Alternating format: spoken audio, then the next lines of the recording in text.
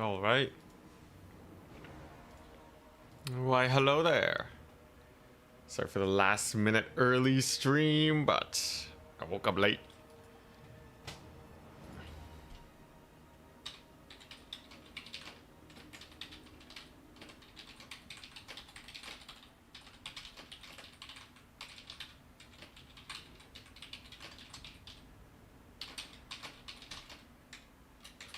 So just messaging BossToss.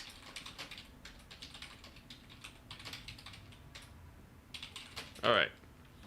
Hello. What's up? It's a best of 9 series. Oh boy. Best of 9 versus BossToss. We lost to Charix the other day. Crazy sauce.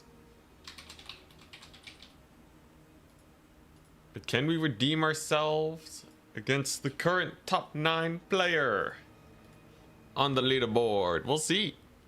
3A, what's up? Alrighty. So we're Empire, he's Chaos Dwarfs. We're on Eastern Isle Colony, which is actually kind of an awkward map for us. So this will certainly be really interesting. The big problem is he can run a Death Shrieker and give us a lot of pain, right? So probably want to rush him at the start. I probably want to rush him. But with what? I guess his hobgoblins won't really be able to beat my cavalry, right? He could whip out the final transmutation though. I think this is a match where we want to run Gelt with final transmutation Plague of Rust. That's generally enough to kill the Dowie ranged core, combined with a little bit of terror. Whack a load of Empire Knights. And then, do I need shooting? Do I actually bring Outriders here? Or War Wagons? Hey Kaiser, what's up? Do I bring shooting? I really do like rushing Chaos Dwarfs, by the way. It's very often that they start off with a ton of ranged, and then they get screwed over. Outrider grenade launchers could actually be real good. The thing about Empire though, is like these skirmishers only really do well if they're not getting shot at. You take war wagons for lower DPS, but much better survivability. So what are we most worried about seeing here? I think it's mostly melee cavalry. Like, he's not going to be shooting me that much, right? So in theory, I should be able to pretty safely take, like, double Outrider to shoot him up. In theory, if we have such a cavalry advantage. Double Dreadquake. Well, we do have Outriders. Then, after we've taken out his artillery, War Wagons will be amazing. A Rogue Cannon for cleaning up artillery and Cathay if need be will be really nice. And then, Chaos Dwarfs don't really have a lot of ways to deal with just vanilla Spearman shields, do they? The Empire's finest. Luminarch ROR will win the match for you. Dude. That Luminarch, I think it would have done really well against another Charix build yesterday. But I don't think that build was ever going to be taken. Big misplays on my part. I would like to get vengeance on him at some point. But today is not that day. Today we fight BossToss. With the power of the Empire. I think Nolan Ironsides are more risky here. I almost want to run handgunners. Although mass archers has never really failed me, right? Just ludicrous archer spam. Now, do I want more cavalry? I feel like more cavalry is starting to get into a bit of an excessive amount of territory. But I will take one. I will take one. All right. Here we go. N versus BossToss. Take 2 versus RTK. Or I forget, is attack speed and Jorian RTK? This might be take 3. Anyways. Here we go! Vengeance. Hoping for a clean best of 5. I will say, this is some real good practice. This is some exquisite practice for us. I think the quality of games we get here is really high. Playing best of 3s against these guys. We get some good matchup practice. So this is what we do. We are gonna pile driver him with a big flank of our cavalry. Empire Knights through the center, Demogryph Knights through the flank. They're much less prone to getting murdered.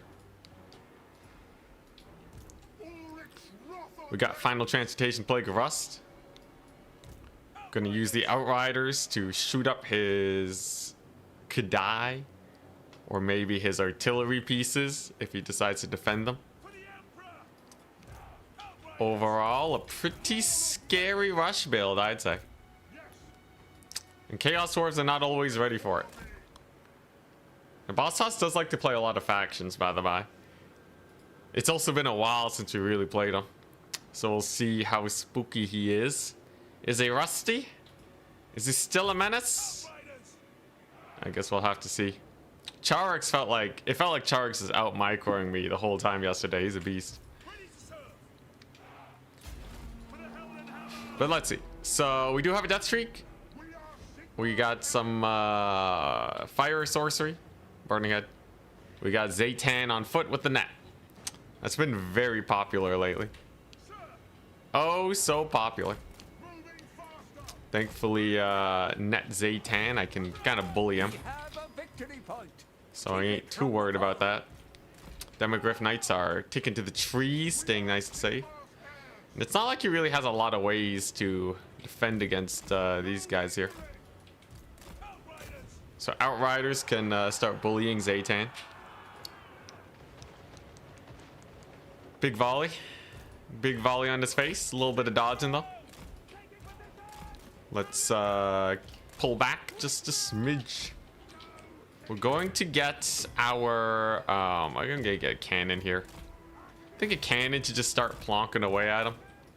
Put it on some pressure will be good. We already got a lot of capture points.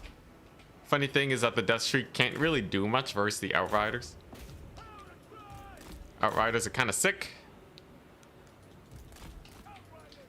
And not a lot of people expect them against me. I usually don't take many Outriders. Whoop. Okay, he's going for my Demi Knights? No. He's going for my Knights over here. Oh, get dodged. A solid dodging. So he's starting to spam out Infernal Guard. That makes a lot of sense. Here's the thing, though. Oh, dodge again. Oh, get dodged.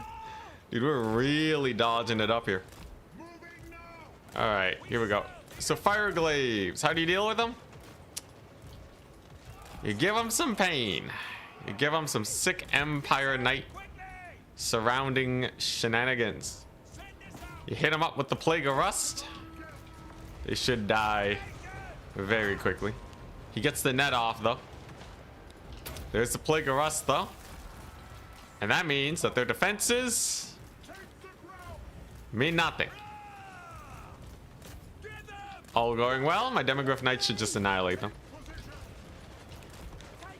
Whoop. Okay, actually friendly fired Tzeentch a little bit. Then we want to go for that darn artillery piece that's being so painful against me.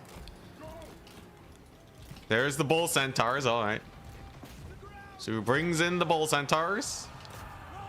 He's going to be trying to kill off my Demi Knights here.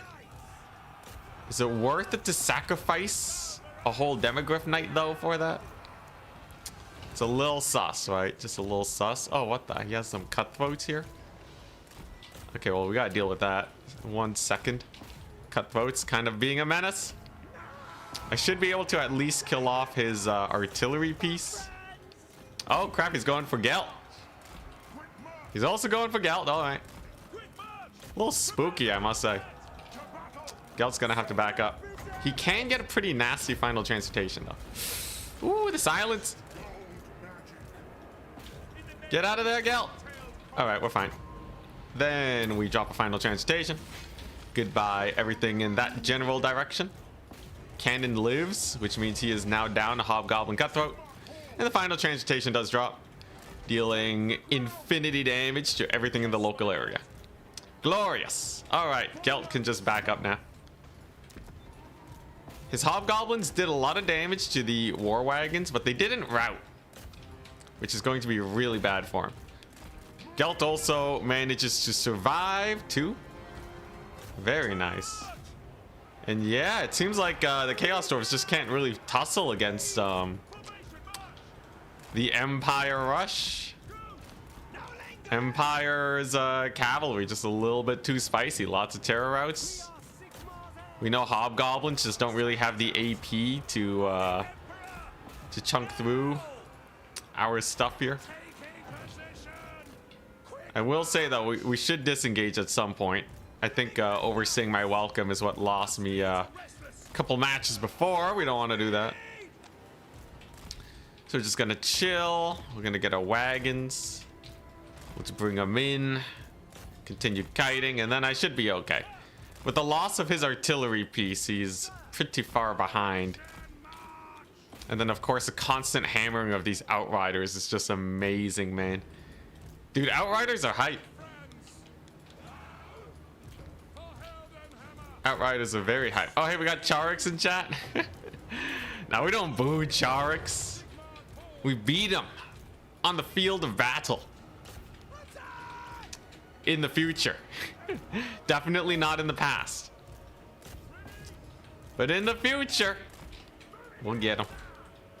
Nice. So he drops a burning head, but I can actually dodge that.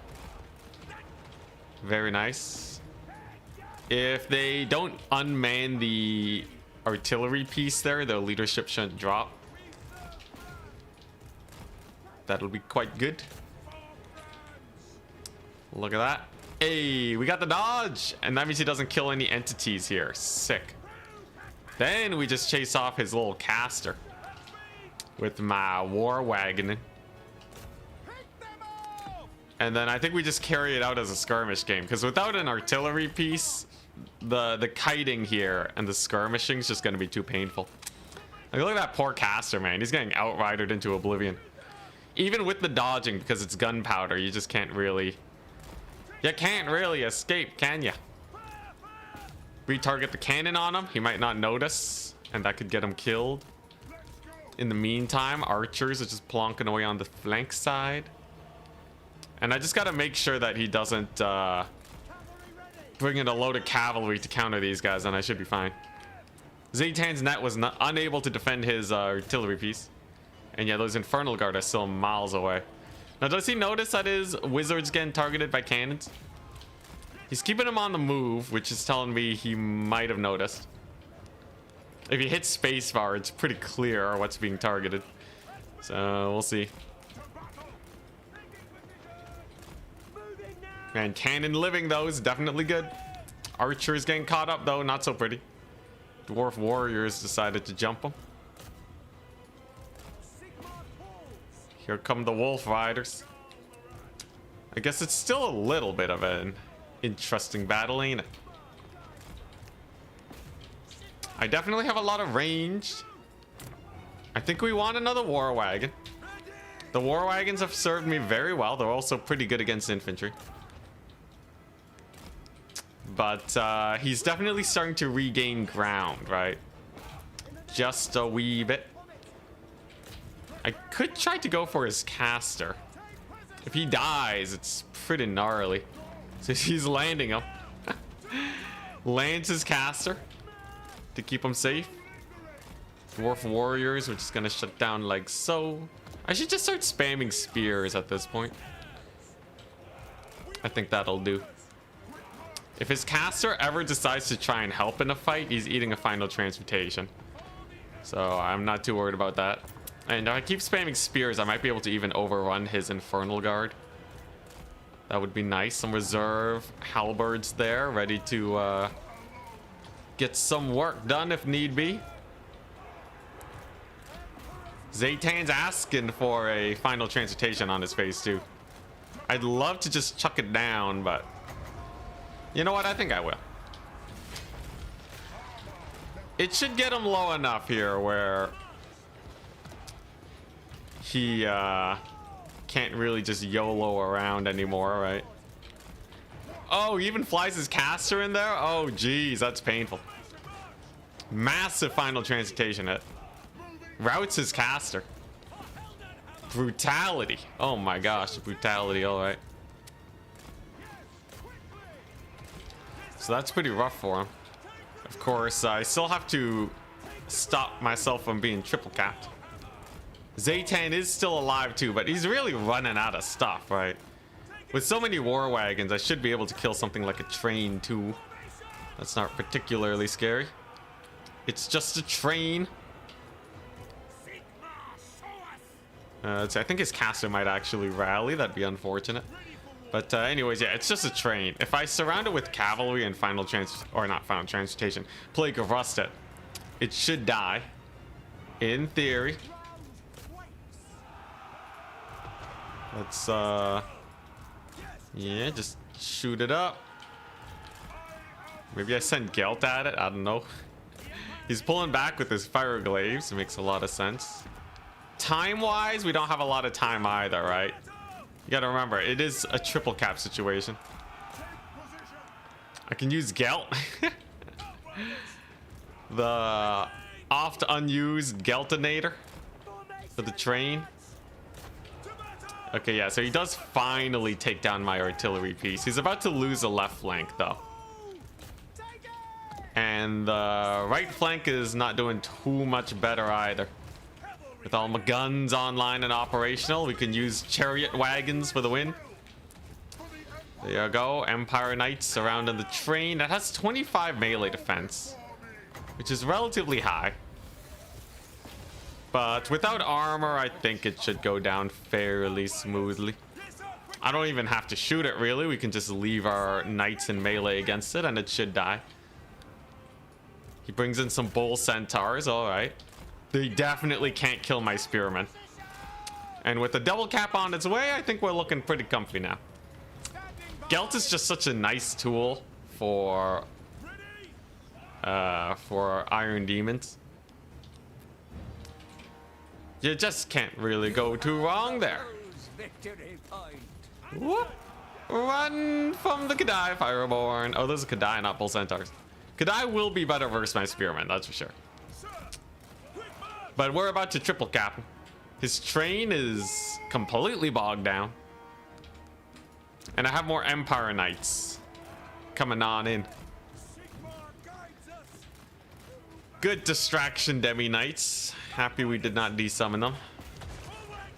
They can get a lot of work done. Still, just by stalling. I gotta make sure we don't down trade too hard, but that's pretty difficult when you have this many war wagons. I might even just be able to snipe Tzeentch.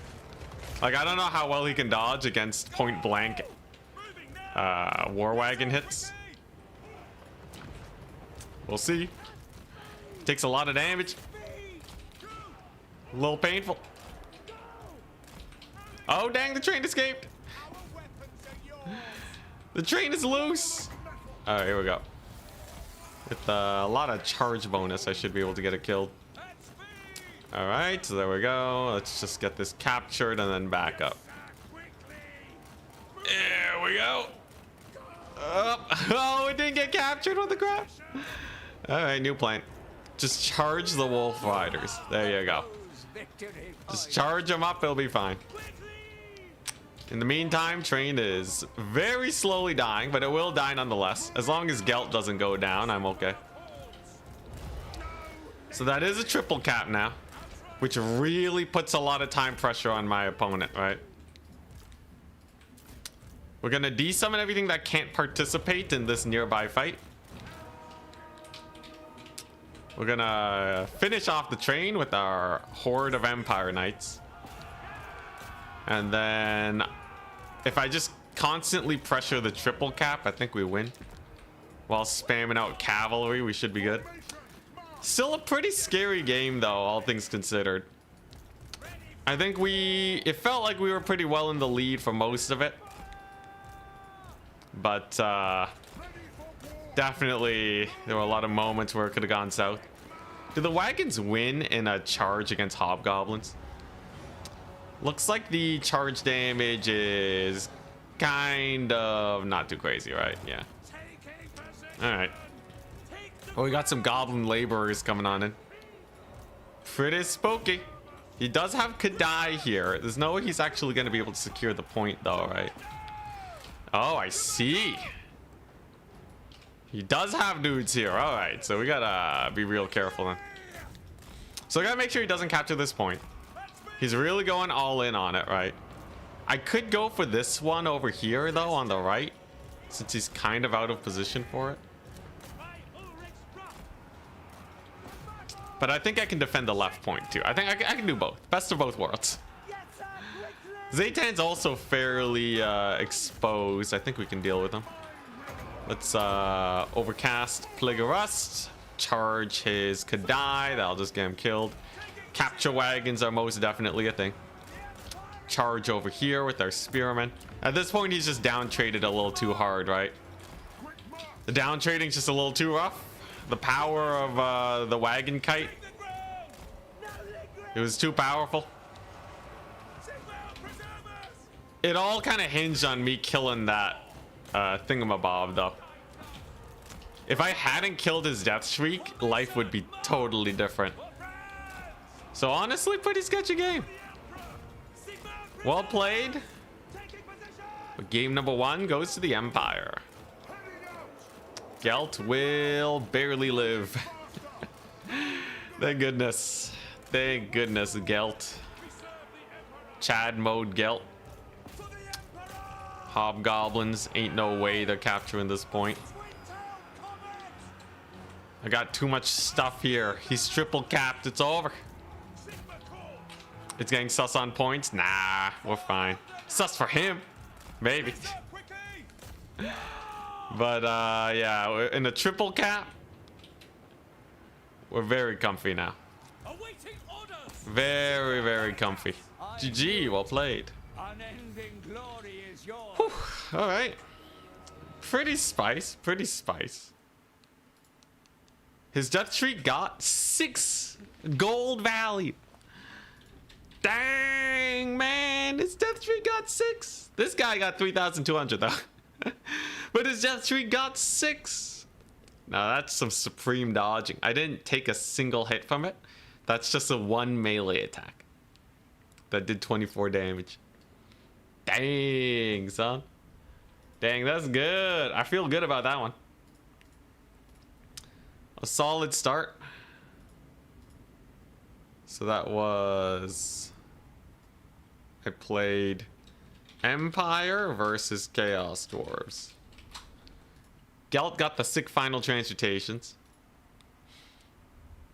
Demogryph Knights were okay. They did pay for themselves. Wagons were okay. And the Outriders cooked pretty hard. Good to see. Made the Empire proud today. It's a good start. Winning the first game. Solid. Worst artillery unit ever. Yeah. About that. My entire build being focused around killing it. Hate to see war wagons win, but GG, thank you. Alright, so no more Empire. What's a good first faction to pick? I feel like it's gotta be Kislev, right? He picks Tomb Kings. Kislev versus Tomb Kings is kind of weird. I think it's Kislev favored because Kislev's just really strong. They have the cavalry to beat Tomb Kings and they have the armor. Tomb Kings doesn't do really well versus armor, so like I think Kislev's pretty fine there. Vampire Coast, just whip out the coast. Beastmen, okay. My Vampire counts versus Beastmen definitely needs some fine tuning. So I went Vampire Counts, he went Beastmen. Against Tomb King's Beastmen?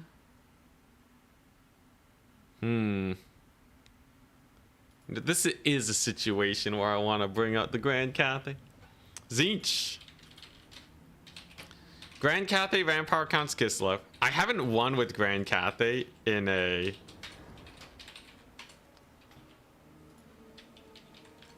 best of 9 yet. So, we'll see. What's the map? I keep forgetting to check the map. It's Dust Bowl, okay. Dust Bowl. He bans Tomb King Tzeentch. I mean, Tomb King's Vampire Counts. He's playing Tomb King's Tzeentch. I'll ban... honestly, Grand Cathay versus Tomb King should be fine. Cathay cannons are just insane. Grand Cathay Beastmen should be fine. Grand Cathay Tzeentch, though... I guess the birds have fire resist, but it can be a little sus. Vampire Counts and Tzeentch also a little sus.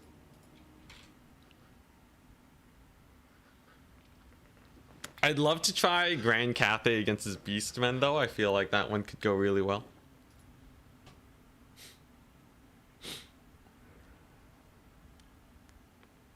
You're terrified against Wood Elves and Tomb Kings as Kislev?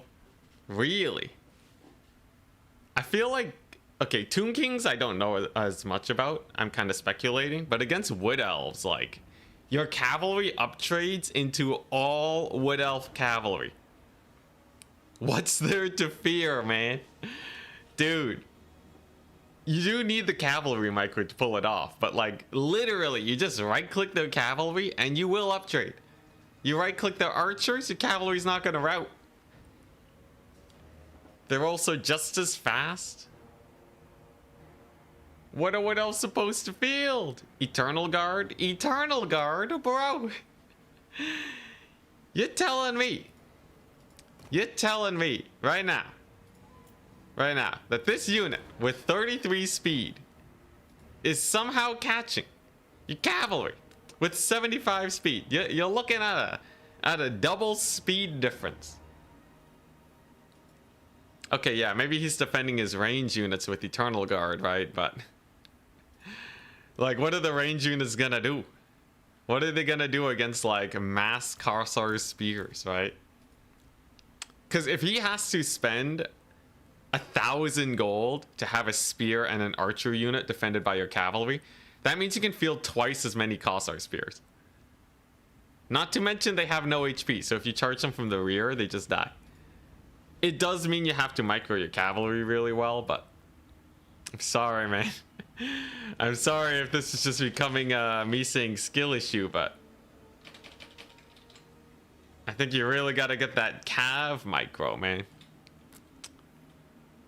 Although I will say, if they do ever catch a cavalry, it's very painful. It is actually really painful. Eternal Guard having AP is pretty sus. They're basically halberds. He bans Beastman Vampire Counts, Tomb King's Grand Cathay. I see.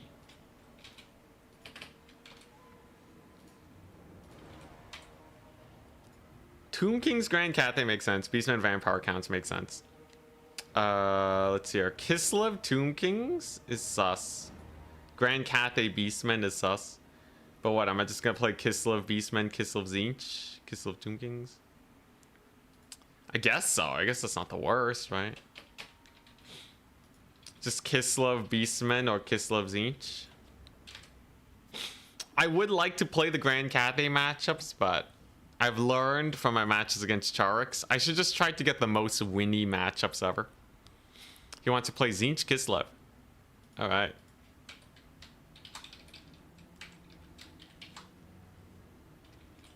Now this is an awfully flat map. I think that's to my advantage. Yeah, Winged Lancers annihilate Wild Riders. They annihilate them so hard. The armor, the high DPS. Alright, so Kislev versus Tzeentch. I think the way we want to play this is kind of old school. I think we want to play this real old school. So Tzeentch has been going heavy armor spam lately. I could go for like a bunch of cavalry and such. But what I really want to do is go for a bunch of AP ranged. Because Tzeentch doesn't have the best ranged game against Kislev, especially with all the silver shields. Then I just need to stop a backline dive, and then we're pretty comfortable. One little Grom. He's also probably going to expect a kite. The Kislev kite can be countered, so we're going to pass on that. Gonna get the little Grom action going. I do want some reserve cavalry. Just a couple Griffin Legion is fine. Some very high armored cavalry. Although I will say the Winged Lancers, they have more speed than Griffin Legion by quite a bit. 9 more speed. I do think you'd be insane not to go for some Frostworm shenanigans. The question is, do I want Mother Astenkia? She does have that spell resist. But like, what spells would I use here? Malediction of Madness? Rampage's Fools? It's pretty hilarious. But like, the reason I want her is because she can't be sniped by Tzeentch Lords. Yeah, she has the bear summon. She's a little expensive, but this is basically Pavane of Slaanesh, right? It's insta-cast. Decreases their stats by a lot. Kind of a long wind-up time, but you combine her with a double Frostworm strat.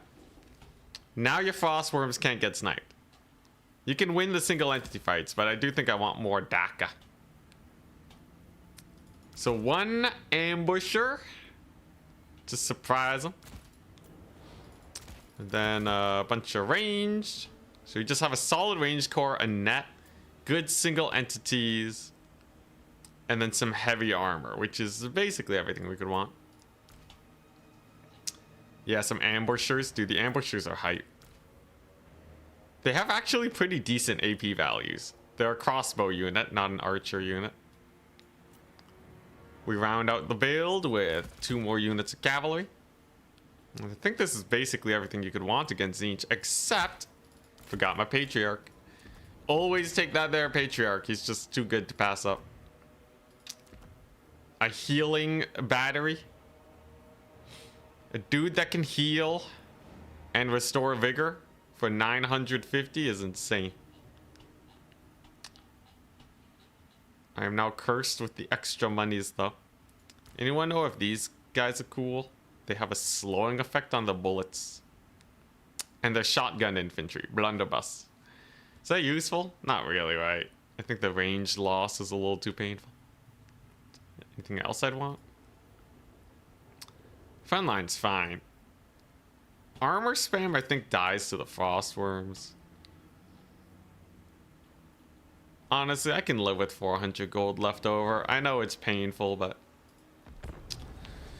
what are the odds that we summon in everything? Yeah, blunderbuss DPS is insane, but like the range, man, the range kind of sucks. All right, let's do this.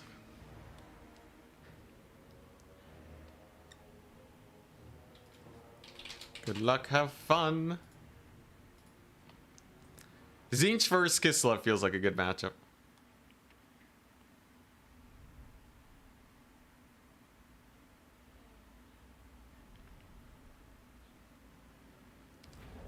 Yeah, Twitch hasn't said a single thing yet. It's kind of weird. Oh my gosh. Yo, is Twitch still 720p, by the way?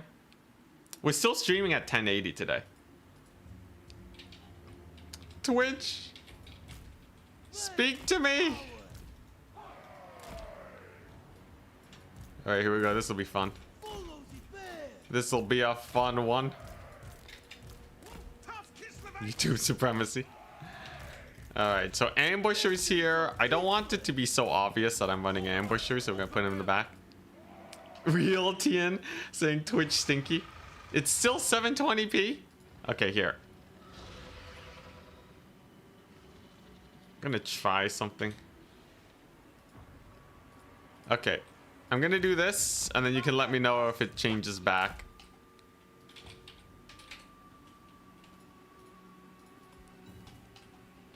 Bitrate will be lower on YouTube, though. I'm really wondering. I don't know if I want to stream at 8K bitrate, though. That's really low. Also, it's a Kairos. Oh, yeah, I can't really use my resist. Whatever. Spell resist is good enough. So he's gonna bring in the Exalted here, alright.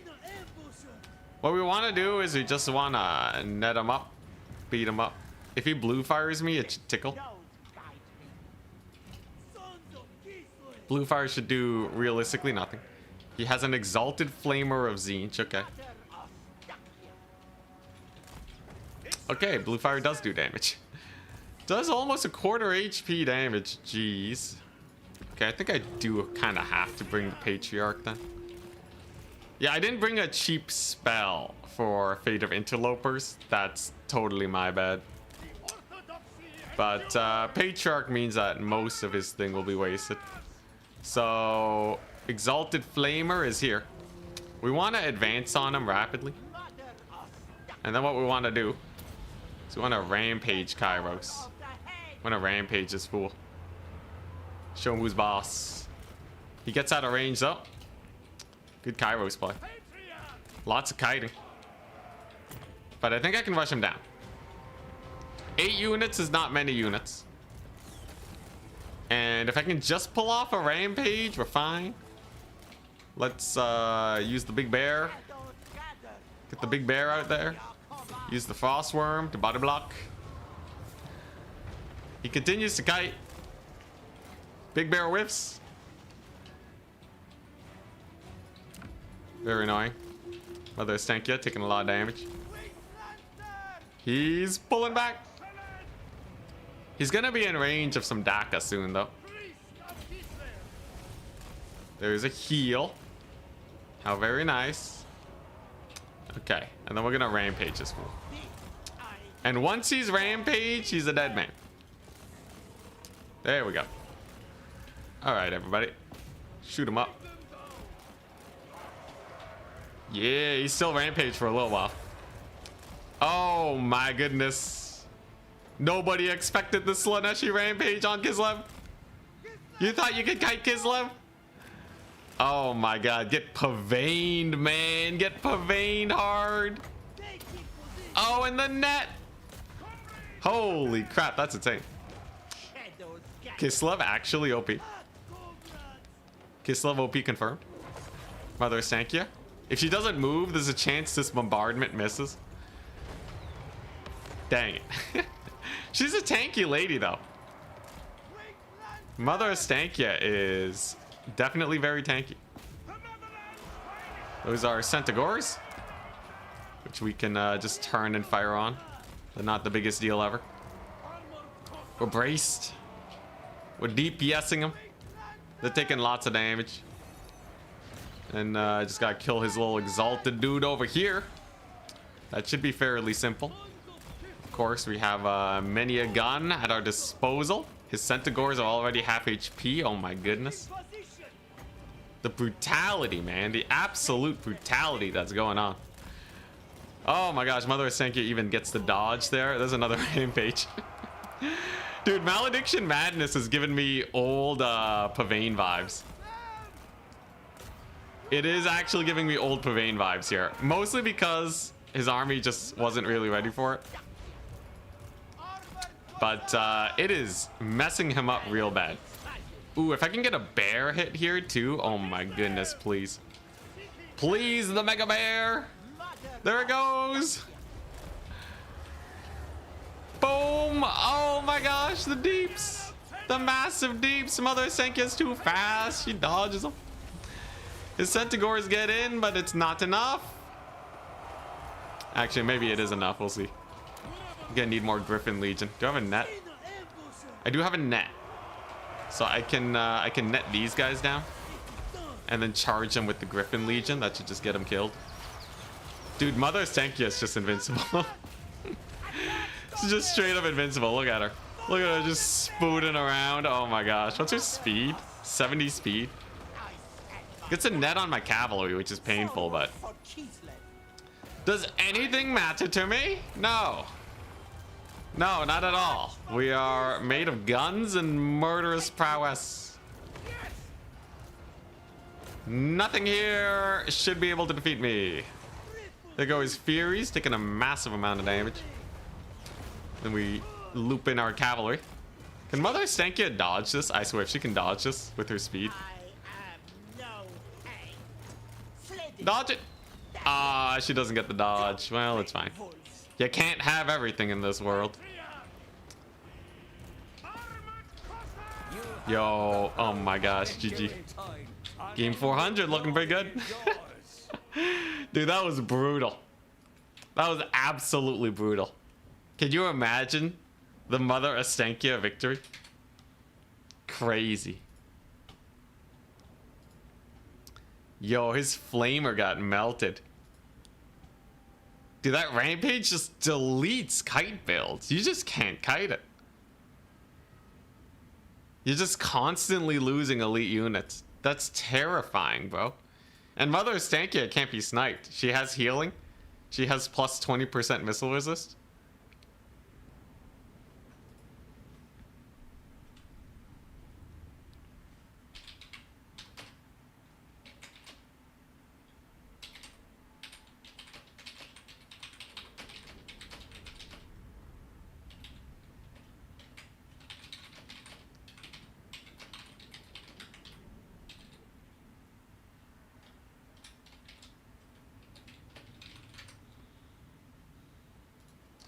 All right. Very nice. So I gotta make our next draft.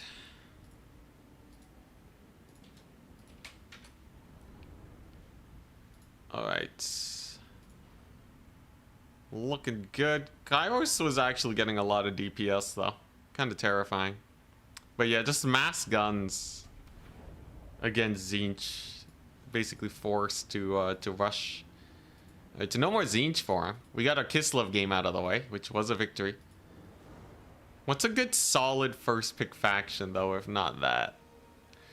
Is it Bretonnia? Like, Bretonnia's a pretty decent one, but it's not the best. I think we go for Wood Elves. At the risk of getting hard countered. Oh god, he has Tomb Kings as his first pick. That's not good.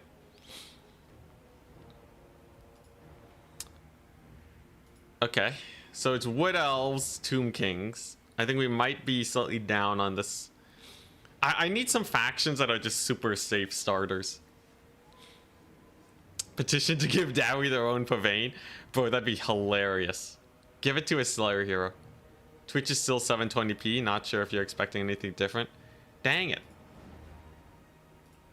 So right now, everyone on Twitch still has 720p. I might as well up the bitrate back to 20k then. Lizardmen, Tomb Kings versus Wood Elves Vampire counts. Oh boy, this is gonna be rough. Oh, this is gonna be rough. I need a faction that's good against Tomb Kings and Lizardmen.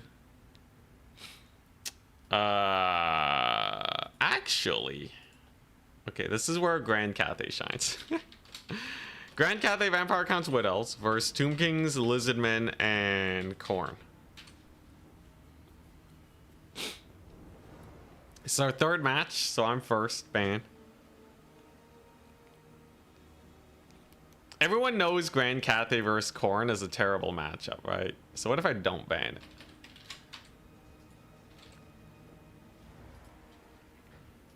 Did I have a Grand Cathay versus Khorne?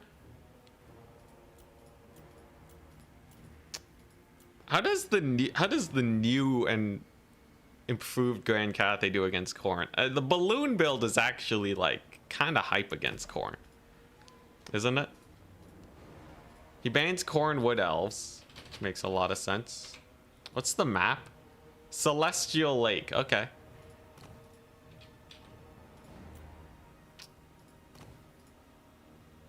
He He bans Lizardman, Grand Cathay. Nice. Good to see that he's banning Grand Cathay matchups. I could ban... I'm keeping Grand Cathay versus Khorne and Grand Cathay versus Tomb Kings. Vampire counts versus Tomb Kings is great. Vampire counts versus Lizardmen is like kind of a toss-up. I don't think it's the best matchup for them. Wood Elves versus Lizardmen is interesting. I think it's fine for Wood Elves though. In Warhammer 2, Lizardmen had to win by rushing most of the time. Wood Elves versus Tomb Kings is obviously terrible though. And Vampire counts versus Lizardmen is sus enough, we'll ban that.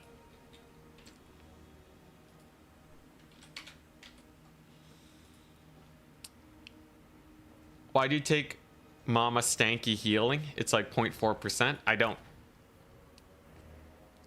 didn't take it. Goliath. Although, wait, no. Its duration is 8 times 23. So it's more than 0.4.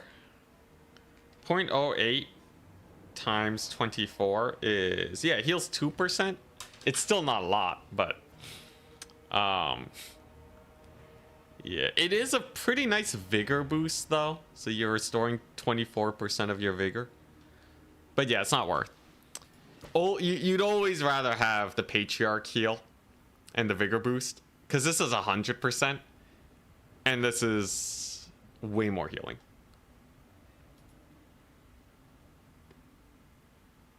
Yeah, the vigor healing's good, but the Patriarch's better. Patriarch's insane. 90-second cooldown, 100% vigor boost. That's it just blows my mind how strong that is.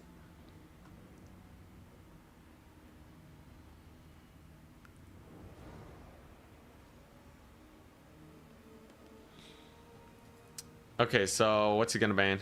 He bans Tomb King matchups times 2. Tomb King's Vampire counts. Tomb King's Grand Cathay. That's good. That means that we made his Tomb King's pick pretty bad. Let's play Grand Cathay versus Khorne. So this is historically a really bad matchup for Grand Cathay. But in recent times, I've been cooking. Okay, we've been cooking real hard. And even though matchups might be rough, if you play it out well, it could be absolutely devastating. So this is what we've been doing lately. It's the mega trade build. Okay, I would go for this guy, but Celestial General's just better in every way. So you go Celestial General, you go double balloon, you get an Alchemist with Plague of Rust and Searing Doom just in case, and then you get double Sky Junk.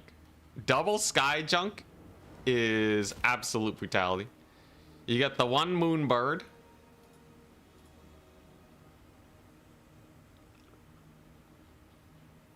only one Moonbird's actually a little sus, but I think you do stick with the one Moonbird. And then you bring a ludicrous amount of ranged after he starts running out of units. The whole idea here is you want to table Khorne. You want to kill everything. You want to get him to the point where he has nothing left, and then you capture all the points with your Peasant Horsemen and your Jade Lancers. There's not a lot else in this build. It's literally just this. If he brings a Hell Cannon, he'll have fewer units, so I think it's still fine. The balloons can eventually poke him down. And there's no way he can kill the balloons because we have a Celestial General and a bunch of Crowmen. So I'm not too worried on that front. Do I need a melee attack boost? This elixir will make them shred Furies, right?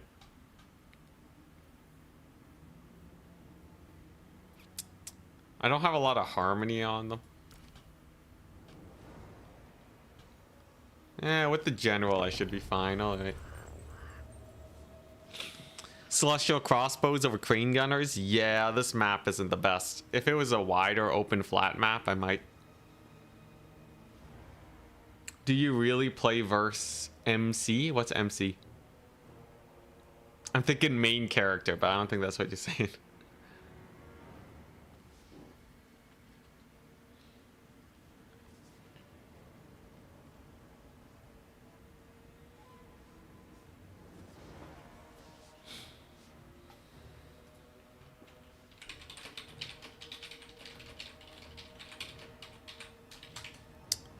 All that.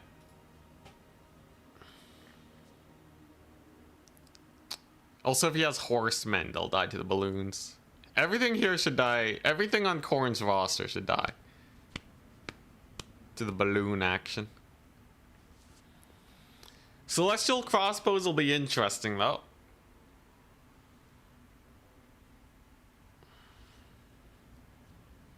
Am I a book enjoyer? I don't really read a lot of books. I got nothing against reading books. It's just usually my time is spent gaming.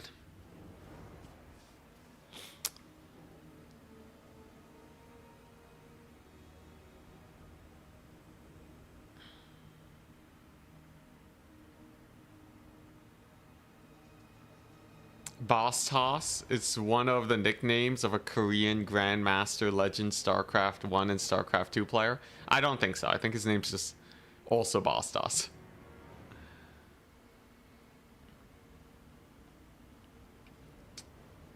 It's the Korean Protoss StarCraft 2 player. Oh, yeah, yeah. I don't think it's the same BossToss.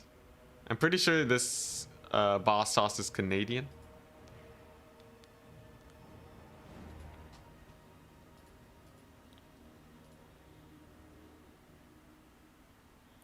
Patch 6.3 Thursday. Fingers crossed it delivers. It's Thursday, really? Yo.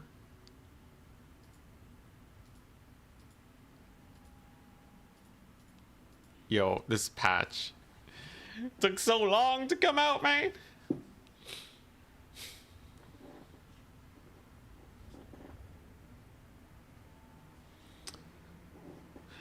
Are lizardmen competitive? Oh yeah. I think if you play them well, Charix does. They're really scary. He's basically been running the ROR Salamander hunting pack every single match. And they cook so hard. They cook so hard, man. And then after that, he brings Krokgar with his sniping ability. And a Troglodyte to snipe single entities, and he's pretty happy.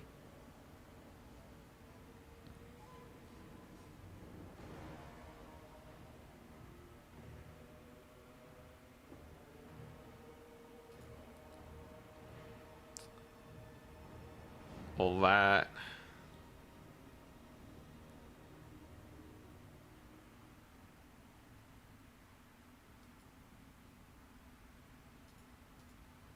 Aren't all factions competitive? No, Skaven is not.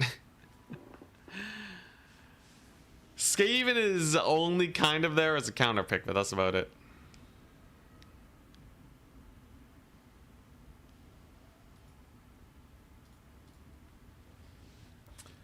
I think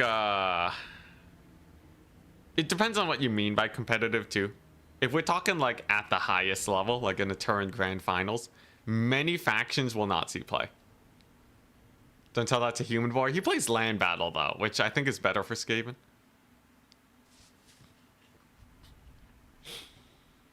Vampire Coast is... Well, I don't know if Vampire Coast is brought by Maximilianaire though. He might. Would Vampire Coast need to be competitive? They need more threats. Right now, their Ghost threat is too weak. Same with the Depth Guard threat. I think Depth Guard need to be way more resistant to ranged units. Because right now, everything except for crabs, and even crabs kind of, is weak to ranged units. So like, people will just bring mass ranged into Vampire Coast. And then it's over, man. It's freaking over. So, yeah, they like... their army's strong. Like their base army's strong. It's just it's too easy to hard counter. Do not fear. Our ancestors will Herald of Khorne. Hellforged Bellows. Heralds of Khorne, of Khorne's Fury, Blood Crushers of Khorne. Okay. So we're gonna take this nice and slow. I don't want to eat Hellcane into the face. We want to just roll in with the balloons and get her done. The balloons do have a ranged attack. Whiffs on the bellows. Want to park him right here because nothing's ever gonna kill double balloon. He doesn't have the scariest of rushes, so I could actually bring the ROR Dragon Guard right now. They have lots of range. They should be able to cook him up pretty hard. Then we're gonna turn our balloons here and shoot at his infantry. This one doesn't have line of sight. But what a scrub lord. Now, I don't need to capture more points. We're playing hard value right now. So we're just gonna continue pushing with the balloons, slowly but surely. As our Dragon Guard gets into position. We know we win if we can just hold 1 point forever. Balloons are slowly killing that Hellforged Bellows. Hilarious. Dude, it's already a quarter HP down. That's kind of insane. And we just turn over here. Just blast him. Blast him real good. There we go. Oh, is he gonna go for the Dragon Guard? He might. I gotta be a little careful then. Celestial General's cooking him real hard though. Yeah, he is. You know what? Let's just get another range unit in. That can do real well. Then we do some of this action. Plague of Rustum. Keep firing over there. Get a Celestial Sweep. Plague of Rust is insane. Holy crap, Plague of Rust is insane. Dude, the Herald of Khorne's Fury. Khorne ain't that angry today. Oh my god, what a massacre. Alright, well, they're dead. That is absolute pain and suffering. You simply cannot lose that many dudes for free, right? That is so bad. That is so bad. Oh my gosh. Let's get another one of these. Heralds are actually sticking around though.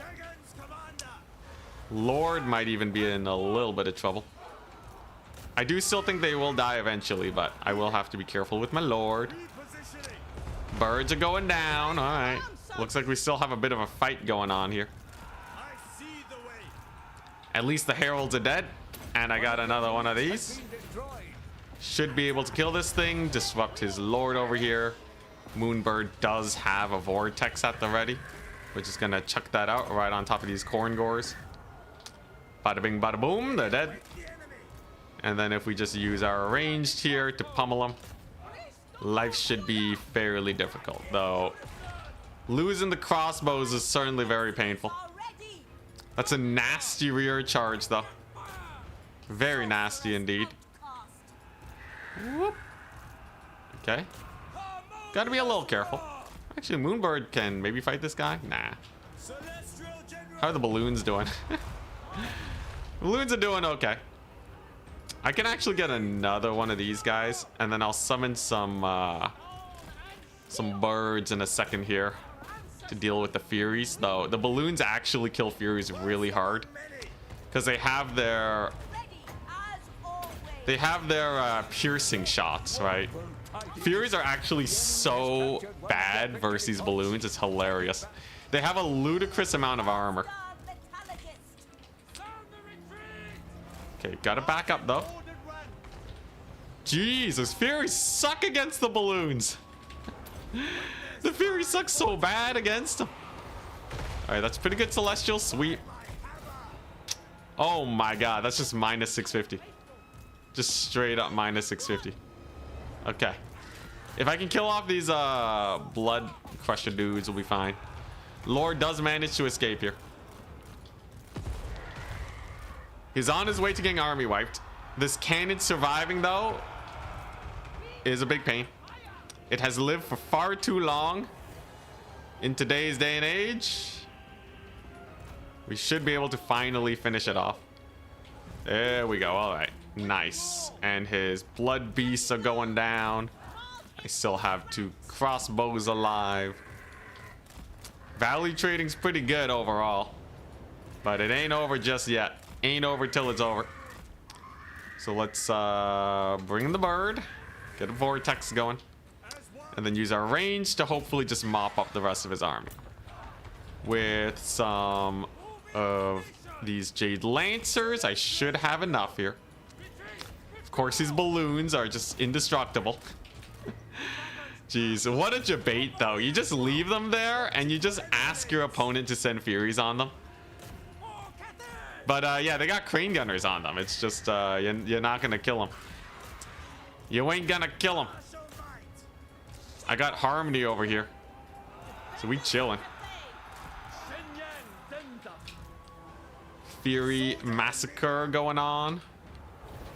Let's start summoning in some horsemen over here for the cleanup crew. Celestial General gives a solid melee attack boost. I gotta make sure that we don't get overconfident, though. It ain't over till it's over. He still has a triple cap, though. The balloons just annihilated those blood crushers. Or blood letters. Those are just warhounds. They down trade to our cavalry here. To our lancers. Very nice. Insta terror out on them.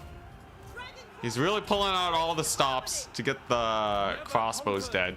I think he knows that the crossbows are the big win con. Dude, those blood letters, though, are just getting massacred. The poor blood letters, man. Dude, they're getting wrecked. And now he's basically tabled. There is very little left right now. There's a leadership debuff just to get him crumbling a little faster. Don't want our Lord to die to his guy, but this is looking bad for Khorne. This is looking hella bad. Double balloon, man. The double balloon meta. All right, here we go. We just got recapture points now. This guy has he has flaming attacks. This thing has 40% fire resist, so it's hilarious against Khorne. It just won't take any damage. Imagine having 40% ward save against a faction. It's pretty bonkers. Just go ahead and capture this point. This one shall be ours. And this is what's great about those crossbows, right? They just kind of force my opponent to play aggressively. Oh, crap. Did he net him? I think he did.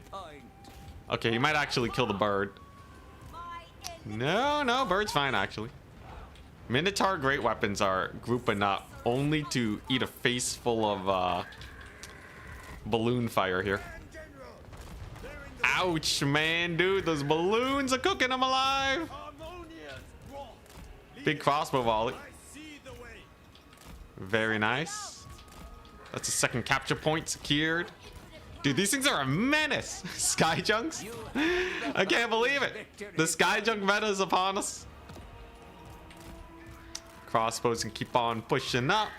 Let's move up with the sky junks. They have ludicrous value across the board. The great thing is, if I was really getting worried, I could desummon them for even more value getting. Brutal volley. Holy crap. The Minotaurs just melt to the sky junks. Not a chance. Not a chance, you poor Minotaurs. Let's get another volley in. Okay, he wants to commit to the fight. I don't even need a fight. I have so much time to just uptrade for a little bit. A fight is risky. Shooting him incurs no risk to us. So we're just gonna bomb drop him. We're gonna go over here. Gonna shoot him up. Get the big calves around. Do some of that. Get the celestial sweep. And I think everything's dead. I think everything dies here. Looking pretty devastating. Everything gets +8 melee attack too because of Near My Lord. That part's pretty funny. And he taps out. Unending glory is yours. Nice. Very nice. So that's a 3-0 victory versus BossToss right now. That was insane. Yeah, double Skyjunk's brutal. Moonbird is great. General did great. This is honestly a really good build versus Khorne. Like I said, the Skull Cannon does not matter. And the Skyjunks are actually self-sufficient versus Furies. That's disgusting. That's just disgusting, man. Oh, man. Oh, jeez. I'm saving this one. Grand Cathay versus Khorne. Dude, that build... Because I'm pretty sure I ran it against BossToss before.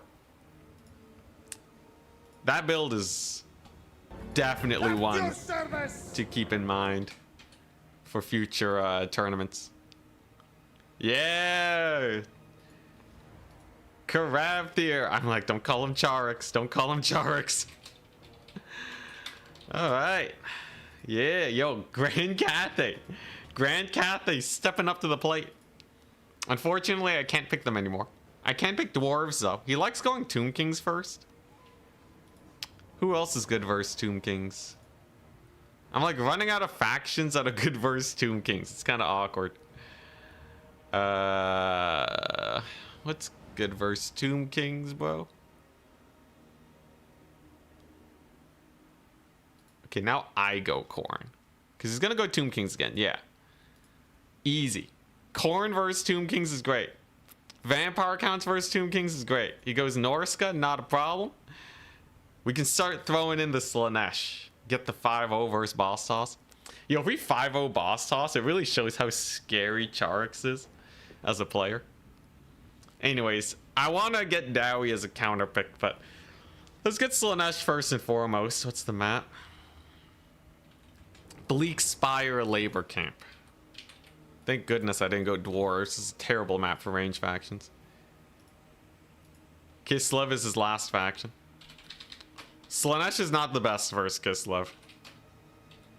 I might just ban all the Kislev matchups.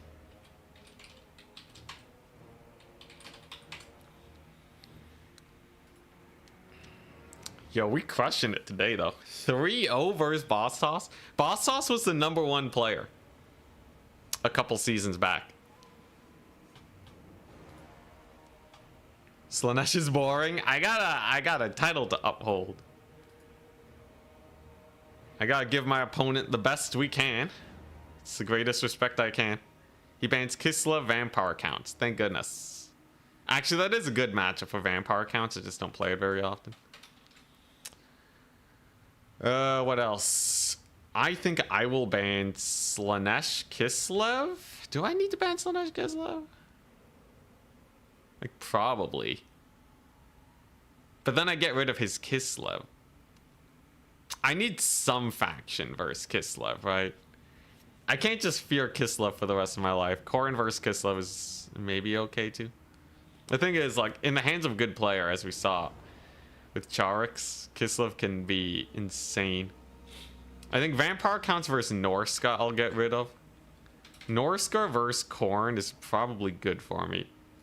Okay, you know what? I'll get rid of Khorne versus Kislev because I know you can kite.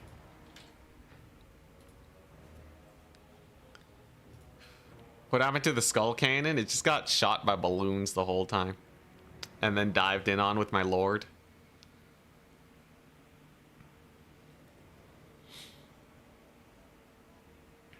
The fact that her Furies can't hurt balloons at all is pretty silly. I feel like they only have 80 armor. But like, you're basically trying to kill a mammoth with Furies. But I think Skyjunks are definitely a little too strong against these melee-centric factions, like Slaanesh and Khorne. I think it would make a lot more sense to make them a little bit more susceptible to Furies. Like, 80 armor is probably a little ludicrous. The health is funny, though. I like the health. He bans Tomb King's Vampire counts. He bans Norska and Slaanesh, which all makes a lot of sense. I'm going to ban out, what, do I want to play Slaanesh versus Kislev? Do I want to play Slaanesh versus Kislev? It's kind of sus. It's kind of sus. I think I can do it, though. It's either that or Slaanesh versus Tomb Kings. On a map like Bleakspire, Slaanesh versus Tomb Kings is fine. I could ban, you know what? I can try and force a Slaanesh versus Kislev. I think, in my heart of hearts, I feel like it's good for Slaanesh. We're gonna force it. It's either Khorne versus Tomb Kings or Slaanesh versus Kislev. I need Slaanesh to be good enough where I'm winning basically all matchups with them. With the exception of like maybe Wood Elves. Don't take away more from Cathay. Well, like, yeah, you need to buff other stuff from Cathay first. But, yeah. Slaanesh should be good here. Unless he really wants to play Khorne versus Tomb Kings, but it's kind of sus. The single entity fight's a little rough. Alright, Kislev versus Slaanesh. It's a very forested map, which is to my advantage. So here's the thing. You don't actually run Horsemen on Slaanesh. You don't run Marauder Horsemen. Because almost all the time you're going to be rushing. So that's what we're going to be leaning into. Eternal Entourage is sick. You want Exalted Keeper with Smoke and Mirror, Soul Siphon, Feasting on Fear, Seductive Glory, and Malkoths, along with Pendulum. The reason you take the Pendulum is because you have a second spell to really use all your magic at the time of your rush. It resets that 10% speed bonus. You guys will be utterly terrifying. Forsaken of Slaanesh, beat the Kislev front line as long as they're not getting charged by cavalry. So you probably don't want that many Forsaken. In fact, I think I will actually go for a pretty heavy Marauder core this time. I already have a decent amount of cavalry. The idea here is we just want to get a big old rush on his face. No demonettes because they're at risk of getting shot up. And you want a lot of cavalry because if he does bring war sleds, you're a little prone. You're just a little bit prone to getting murdered by him. You don't want the war sleds to what did I say? I completely lost my train of thought. Anyways, war sleds are a problem. That's the main thing. We want to rush him down. Oh yeah, and we have our cavalry here because I need to be able to beat his cavalry and have leftover cavalry to jump the war sleds. That's the gist of it. So we have lots of dudes, and I gotta make sure I don't die to Griffin Legion. Now Furies are pretty good on the rear charge and really good at reinforcing, but they don't actually just win a fight. I think what we really want is like 2 Chaos Knight Lances just for that tankiness. Just a little bit of tankiness. They're gonna be my anvil to my hammer here. Seekers of Slaanesh will do great as the hammer action. You want that high DPS to kill off the cavalry. And then, do I want the Bringers of Beguilement? Okay, technically if he spams out like a bunch of Zargard, we do want this. This is just for his light cavalry spam. I think they trade into his light cavalry. Is this everything? Is this really everything? I guess this is. All right.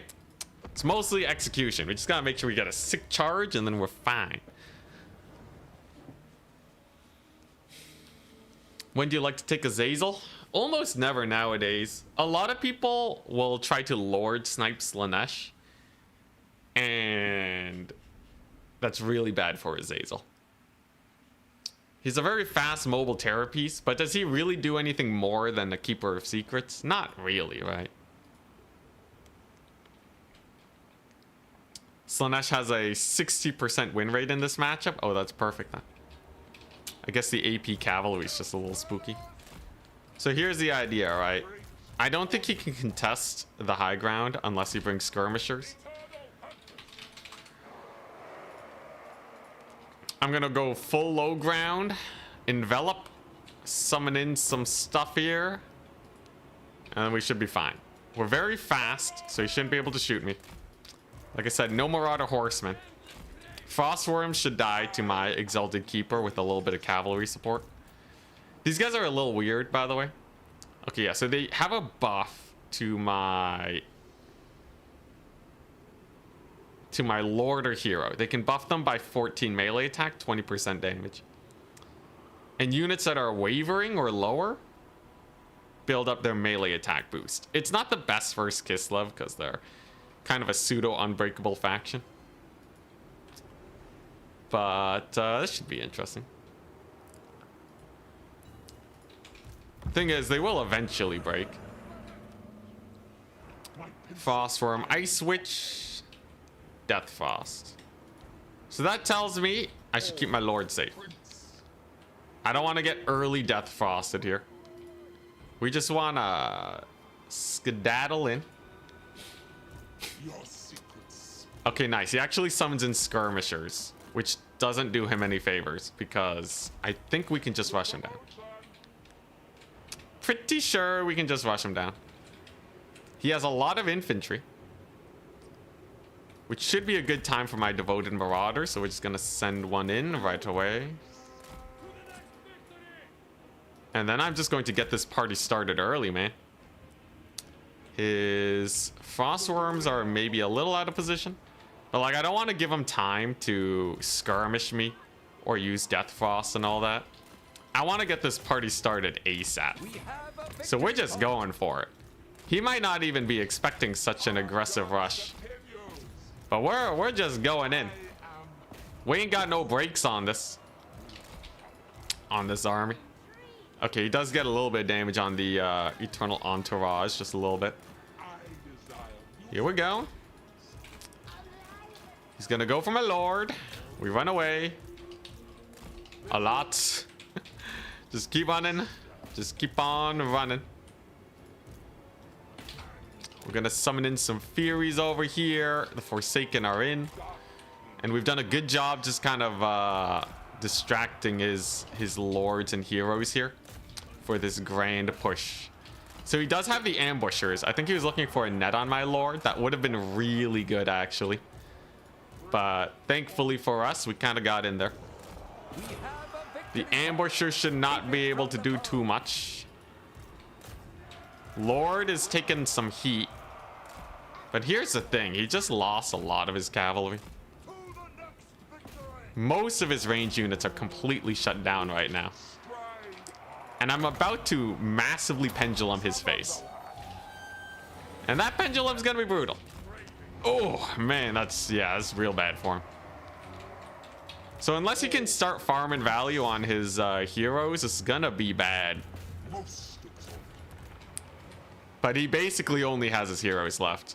And with a few Seekers of Slaanesh, it's just gonna be brutal. There's another speed boost for my boys. We want them all moving into combat as fast as humanly possible.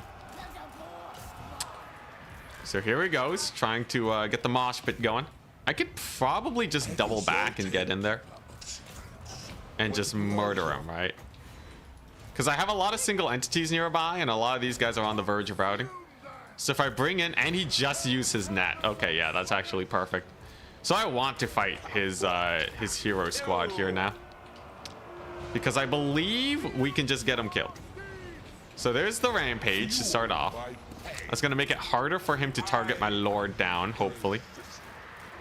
We're going to bring in the Eternal Entourage with the speed boost, right? And then we're going to prevent him from casting spells ever again.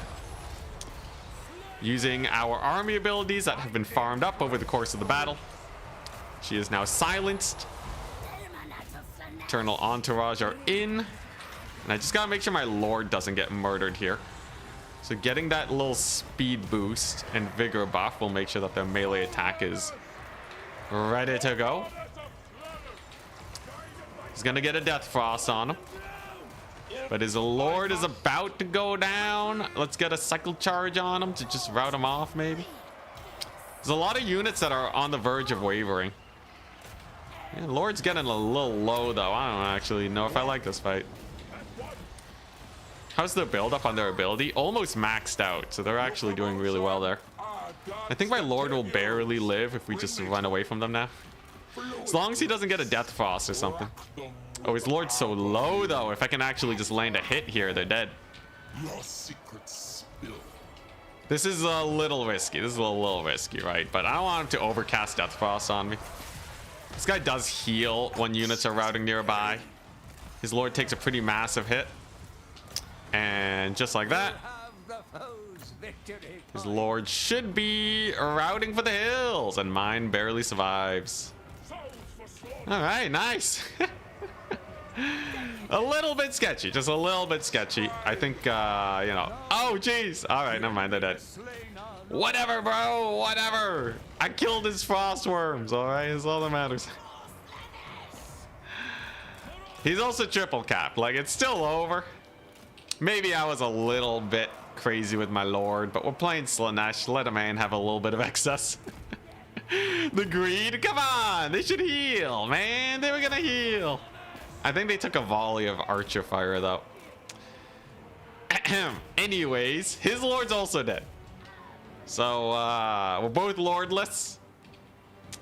My cavalry up trade massively though. Yeah, let's just get in there.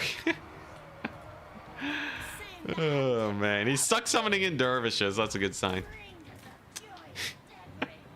Dude, the mega greed. The mega greed. Alright. They could have ran too. I could have ran away with them, but come on, man. Come on. Come on. Let a man play some Slaanesh, man. The temptation. Alright, anyways. In the end, my cavalry was far superior than anything he could ever summon. And skirmishers are actually debate in this matchup. Because when you go full melee, skirmishers just get caught. Slaanesh can go full into your backfield, and then you get murdered. My infantry was amazing here. Hundreds of kills on my infantry. And Eternal Entourage cooked. Now, did I need to YOLO into his lords and stuff at the end of the game? No. No, that was most definitely a bad play. Absolutely so. That was a very bad play. But we're 4-0. Azazel doesn't cost 3k gold here. Yeah, but he can't fight like a keeper of secrets, you know? Alright, so that was Slaanesh versus his Kislev. What's a good starter faction? He's been running Tomb Kings like 24/7. I think Norska's just safe though, right? Norska's just safe versus Tomb Kings. Yeah, he goes for Tomb Kings again. Norska Khorne's just like the Tomb Kings hard counter, right? And then I can either go Vampire counter Dwarves based on what his second faction is. Honestly, feeling good today though. After losing to Charix, I'm feeling real good. I feel like Charix really, I don't know, man, he threw me in for a loop. Vampire Coast, wowza. Dude, I could go Dwarves or Vampire counts, but I think, oh, he can't go Norska either. Okay. Well, if he can't go Norska, he's screwed, right? I go Vampire counts here, and there's too many bad matchups to ban. Skaven? Oh, it's done. It's done unless I play really badly. Alright. Yeah, so he went Skaven, the mad lad. Alright. Alright there, buddy. So, Vampire counts... or Vampire Coast versus Norska is the only one that I would like. Maybe be sussed out at, or maybe the Norska Tomb Kings. Oh my god, the Skaven? Yo, is he gonna win with Skaven? I sure hope not. Chad Skaven pick, I know. Skaven has that allure to them. What an annoying faction. What, Slaanesh? Dude, Slaanesh is painful, but honestly, if you box hard enough against Slaanesh, they kind of get screwed. I think he just didn't box hard enough.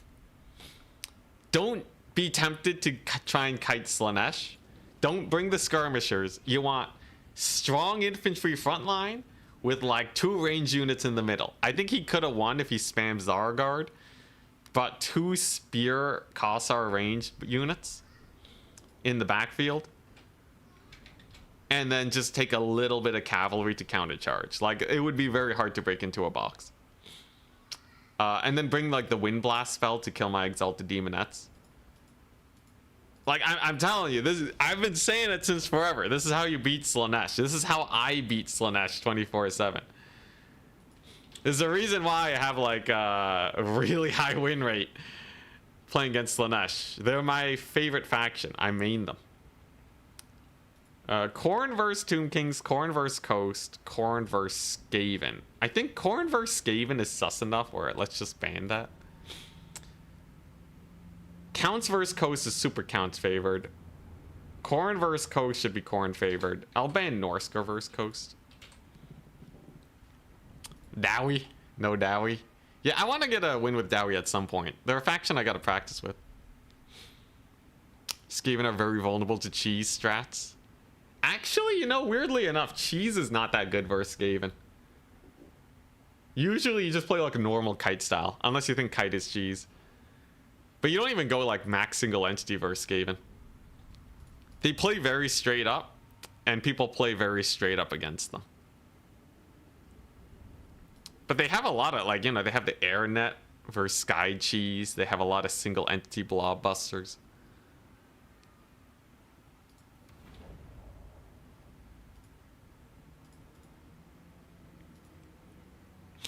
Vampire counts and Khorne is banned. Makes a lot of sense. Vampire counts and Vampire Coast is banned. Makes a lot of sense. Let's play... Do I play Norska versus Skaven to clean it up? What's the map? The map is Blazing Ramparts. It's a pretty good defensive map. I think let's play Khorne versus Tomb Kings. It's Blazing Ramparts. Khorne is good versus Tomb Kings. I'd love to play versus Skaven, but I think this is just a better matchup to practice. So Khorne's a very straightforward faction. You want to basically be Ushabti proof, and then you're fine. That's the gist of it. So what do? You bring 3 Wrathmongers, right?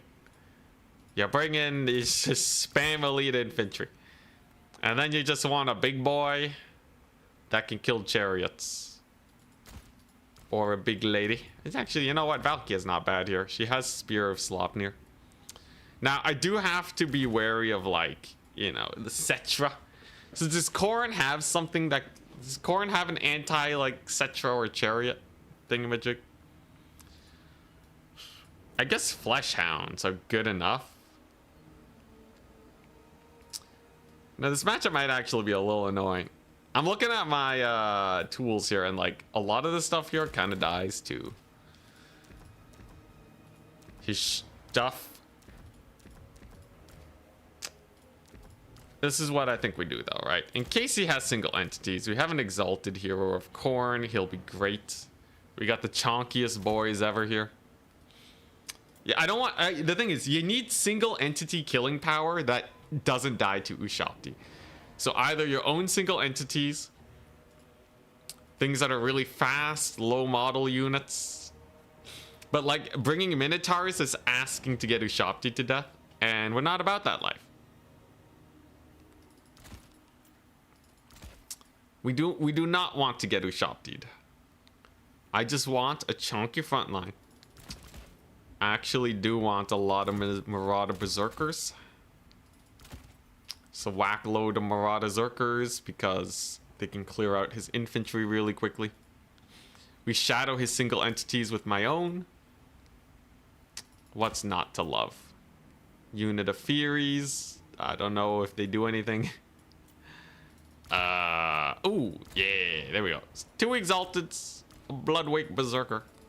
More Wrathmongers. And the idea here is simple. Just ignore the fact that he has cavalry, right? I think it's really only my single entities that suffer versus cavalry. And once we know that he doesn't have Ushabti, Then I can bring in the Chaos Knight Lances, right? So these are the cleanup crew post Ushabti. They trade into all his mobility. A pretty good source of mass. But what else do I want? Forsaken are pretty good here. Frenzied, high DPS, lots of melee attack, and weapon strength.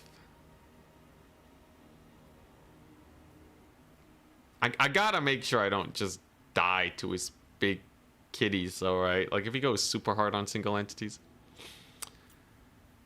I guess I should take like some blood beasts. I guess I do have 2 exalted heroes. These guys are chads, man. 63 melee attacks, 70 charge bonus, AP. What's not to love? So what am I really worried about? Infantry line should win. His archers shouldn't be able to do much against this. Although maybe the Marauders take a lot of damage. We're not too worried. I have Blood Beast for mass.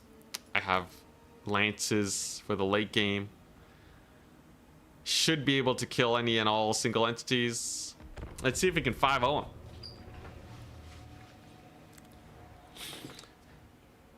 him. Khorne Gores. Khorne Gores are good versus Sphinxes, but like... I really just want to be able to clear his infantry. I think that's first and foremost the biggest thing. Ooh, Scylla and Fingrim would be fun, yeah. A little expensive, but similar price to the Exalted Heroes. What do you do if he Horse Archer kites? I think we just capture all the points. You can't really go Slaanesh style and just kill the Horse Archers. So, maybe he Horse Archer kites me. I could take the fight early if we see Horse Archers. But, yeah, I should probably just go for a triple cap at the start. Force him forwards, and then we're good.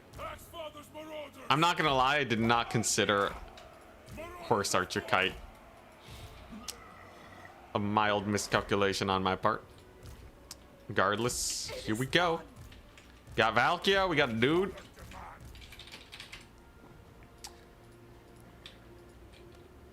Lots going on here. Lots of beautiful melee action. Khorne Forsaken having 100 armor is actually kind of funny. Yo, they're as armored as what, just normal Chaos Warriors. Anyways, this should be pretty brutal for poor BossToss. Although I think if he pulls out the right build, it's really bad. But there's a high chance that he just brings Ushabti and he's dead. If I see Ushabti, I'm triple capping, waiting for him to move on to one of the points to capture, and then we go for a big fight. 1 Ushabti and 3 Horse Archers. Okay, here's the play. So yeah, Horse Archers are gonna be a pain. He has a Sphinx, he has Khalida. The Venom Staff. He has a Venom Staff. We're not gonna take some early damage from that. So what we want to do is we want to capture these points nice and early. And then we want to converge on his main infantry core to get the fighting going as soon as possible. These guys are going to be annoying though, right? They're kiting me up. This guy has ludicrous armor though, so he doesn't care that much about Horse Archers. He's going to be pushing forwards with his Ushabti. All right, kind of surprising. I think we just want to pull the trigger right now then, right? We just want to go for it. This is not a scary infantry corps. Not by any means. So I think we just go for the big fight. This guy literally just doesn't care about Horse Archers. He's just going to be harassing them the whole game. We Ushabti fire away. Get a little bit dodgy. Just a wee bit. And we charge on in. So Chosen of the Gods against Valkia. She should be able to win that. And then once we get our elite infantry corps over here, we should be good. So begins the big kite, which is going to keep pushing forwards with our Marauders. And then we're just going to see if we can win the fight. He has like 2,000 gold in non-melee units. So in theory, we win as long as his single entities don't just dumpster me. Wrathmongers are doing great. They're going to have to dodge the Horse Archers just a little bit. But they should be able to get in there eventually. He's shooting them up a lot. But his Sphinx is now getting harassed by my little dude here. Valkia is in the cookie jar. She's gonna get a sloppy spear.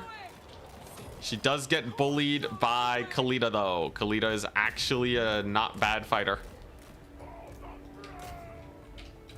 She will have to disengage. Now here's the thing, I can start spamming out large units. This guy's been dumpstering the Kemrian War Sphinx. Okay, Valkia's kind of dying though. I don't like that very much. Bro, Valkia, why do you suck? Alright, Valkia's kind of chump change, it turns out. Who would have guessed? She is getting absolutely dumpstered by Khalida. Now, here's the thing. Valkia can disengage, and she may live as long as she doesn't get terror routed. Okay, nice. We should be able to deep dive those Ushabti. And yes, Valkia will be able to survive. That's good. He does have some Eyes of the Desert. Not a big deal. Not a big deal at all. Valkia has survived. And he's using his skirmishers for capture weight. He's trying to prolong the game, which I think is a really smart play. He wants to prolong the game by just out capturing me and then hopefully just up trade hard enough here where we just die. That's gonna make things a little spicy. Now I will have some horsemen here that we can summon on in to deal with that. Valkia should be able to dodge that by charging. Nope. Takes a lot of damage. This guy takes a lot of damage. Ouchie, ouch. Ouchie, wow, wow. He's kind of getting brutalized. Okay, let's bring in some real cavalry now to kill off his skirmishers. We gotta beat him up, right? We just gotta beat him up. I gotta capture this point. As it stands, life is kind of painful for your Khorne boys. Okay, there's more sniping on Valkia. She's getting bullied just a little bit. Single entity wise though, we're doing fine. And his cavalry shouldn't be that strong overall. Like his cavalry really shouldn't be that strong. It's just a bunch of cavalry. Khalida's gonna get charged by Wrathmongers too. She should take a lot of damage here. We're gonna give him a melee attack boost, I guess. I don't know. Valkia should be able to live. And then I just gotta recapture these points sometime soon. Look at this guy, he's doing great. He's having the time of his life. I should be able to re-secure the center point. Valkia's just... she's just running for her life now. Hey, maybe a free Lich Priest? Hey, that's very nice. I'll take a free Lich Priest. Honestly, the single entity squad is kind of killing it. I think if there's one thing that wins it for me, it's that. Valkia is on retirement now. Yeah, she's just gonna retire.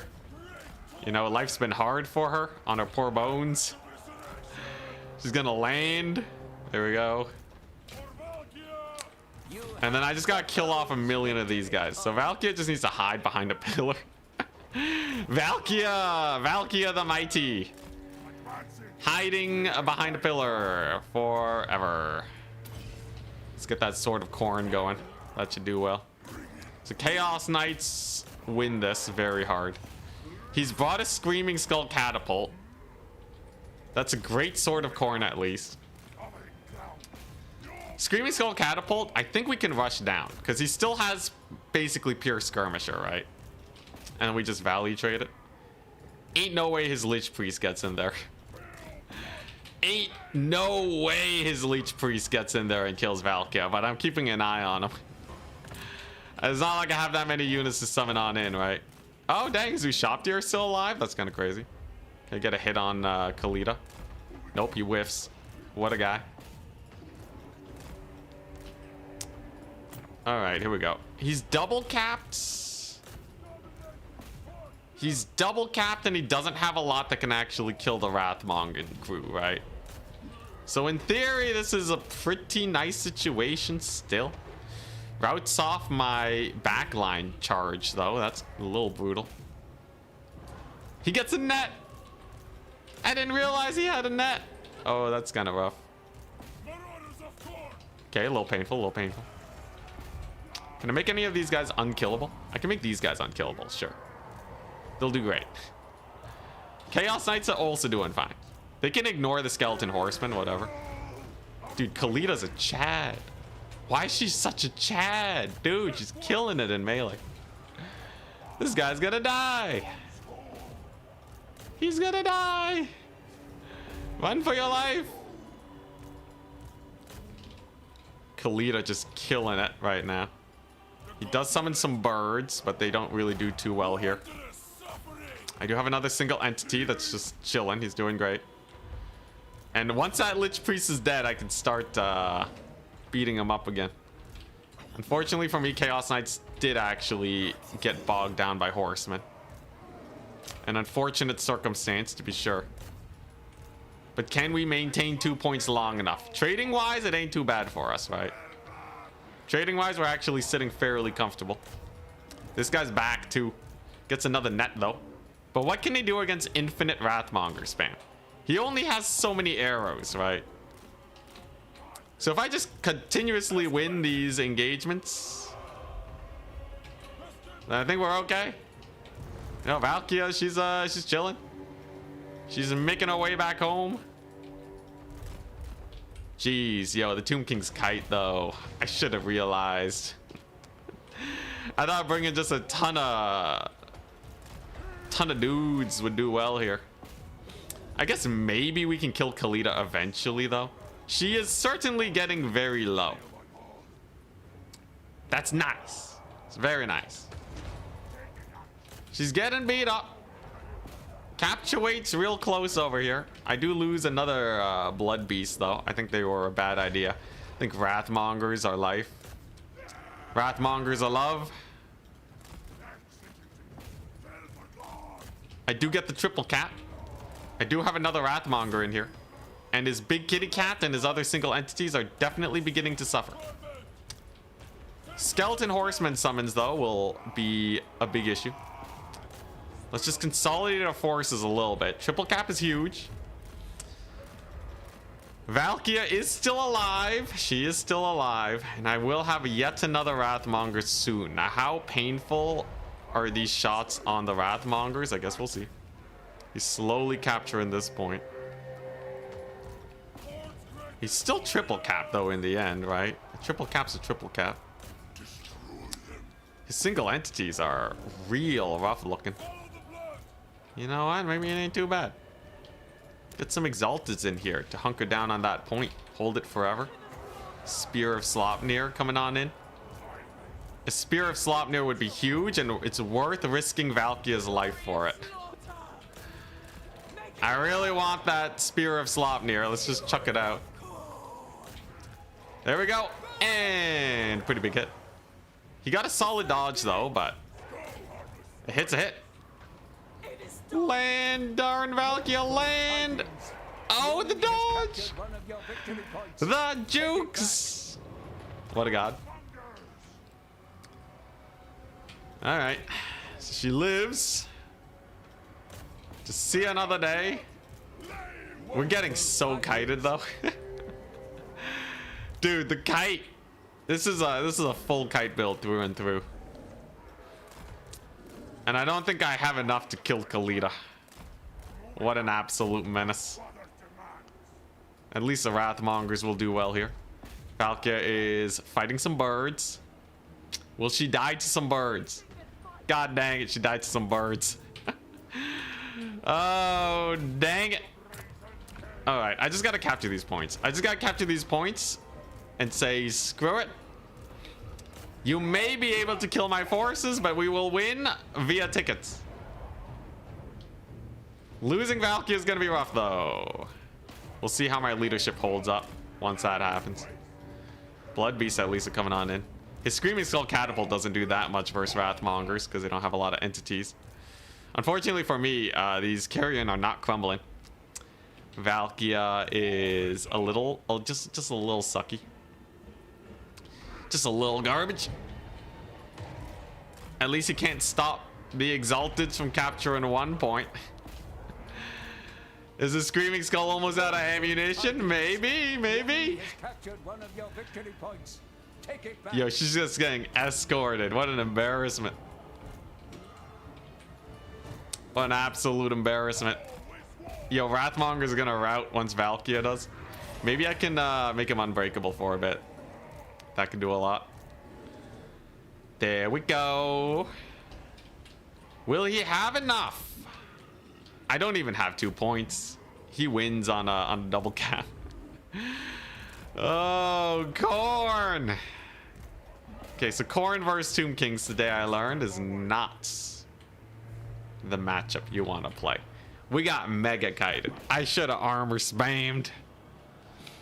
I like the single entities, but the Khalida living the whole time is just a menace. Is there any way I can pull this back? So I got this dude. Khalida dumpstered my poor guys though, right? She just dumpstered them. Here's the thing though, right? If we do manage to capture this point over here, it could still be a win for us if he doesn't recapture this.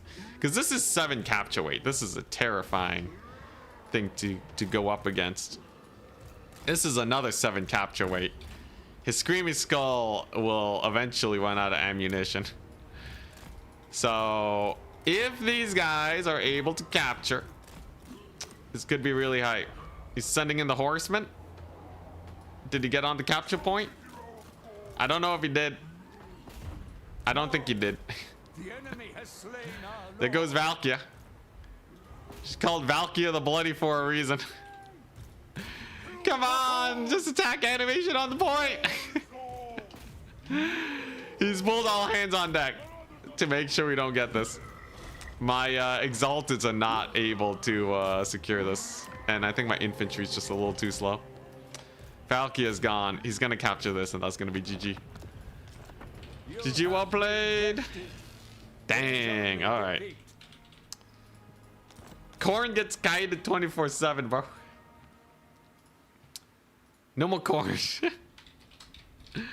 There's Khorne versus Tomb Kings. At least no more Tomb Kings, right? Turns out Ushabti were indeed a menace still. Heroes did okay. Valkia got some spears, but I should not have fought Khalida. War Sphinx we did shut down with our single entities. But the Horse Archer Kite, oh my god, they paid for themselves so hard. Even had a chariot for the late game. Alrighty, let's just... So he gets 1 on the board. At least I won't be tempted into taking Khorne no more. Reverse sweep time? Not like this. Khorne just seems like a terrible faction. I think they do have some good matchups, but they really do suffer versus Kite. Let's see. So who's gonna pick now? He's been taking a lot of Skaven, right? I could bring Tomb Kings myself. He brings Norska first. This is where we whip out the dwarves, because we know dwarves beat Norska as long as they don't throw. It also depends on his build a lot, if he's gonna try full countering the Dowie Air Squad or not. But okay, you know, honestly, dwarves can probably beat beastmen too. You know, I should just play dwarves. Let's play dwarves. What should the last faction be?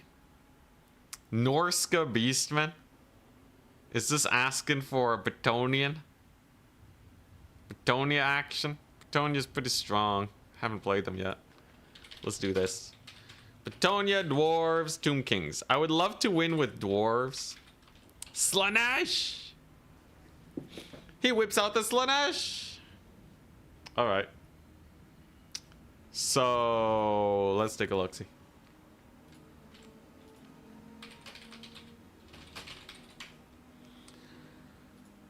He goes ban Norska Dowie. Nice. He's respecting the matchup. We got that fear in him.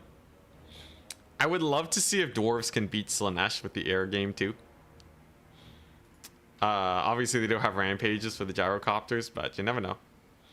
Bretonnia versus Slaanesh. Okay, so Charg said he likes Bretonnia versus Slaanesh. I think it can be a little sus, but we'll see if it's Bretonnia favored. Slaanesh versus Tomb Kings though is definitely a bad one. Norska versus Tomb Kings, you know, let's just ban that. I think I want to try dwarves versus beastmen or Slaanesh because I think air dwarves is really scary. You love watching me play Bretonnia? Should be fun. Yo, Charix's Bretonnia is insane though. He bleeds! Yo, Charix already had me dead in the parking lot from yesterday.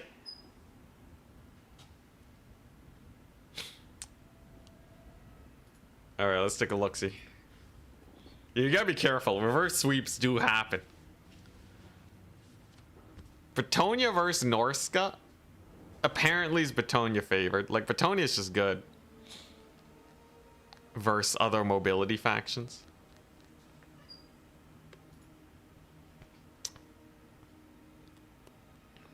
Shoot, Pavane nerf is gonna be rough for him, right? If I could bring Grand Cathay into Slaanesh, though, I totally would, but we already played them. He bans Beastmen Dwarves! He really doesn't want to play Dwarves! Bans Beastmen Tomb Kings. Wow! The Dwarf pick already got 2 bans out of him? Are we really gonna go Dwarves versus Slaanesh? Is that the way? So I can force Bretonnia Slaanesh or Dwarves Slaanesh. That's hilarious. Dwarves Slaanesh will be like the ultimate test. Okay, Bretonnia Slaanesh or Dwarves Slaanesh? If he bans Dwarves again, it means Dwarves is the best faction. I think he really doesn't want to go versus the air squad. The great thing about losing to Charix, by the way, is that you can steal his builds. Well, an Imperial Ambush. Oh my gosh. Slaanesh Bretonnia. Alright. We're going full Charix style. So, the way Charix played this, Yeoman Archer spam. I'm gonna get the poison guys because it's fun. He really likes the Royal Pegasus Alberic because he has higher stats and you don't need the armor piercing. Then all you gotta do, you also don't really need the terror, so I guess you save on some money. Braid of Border Low, you got all your buffs. It's only a little bit more expensive, but I guess he does have higher stats. But essentially, yeah, you take your Alberic, you go for a caster with Flock of Doom instead of healing. And at least I think he did. I think he did take Flock of Doom. Anyways, I think you do that, and then you just spam Knights Errant and Mounted Yeoman. Oh yeah, and you do. I think you do take a frontline, right? He took a frontline versus me last time. Did he? I think he did. I think he takes like, yeah, just a ton of spears, right? I forget his build.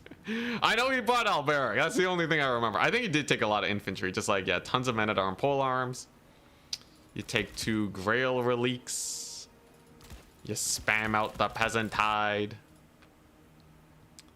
Watch us get dumpstered now. Hey, you know, it'll be a good lesson.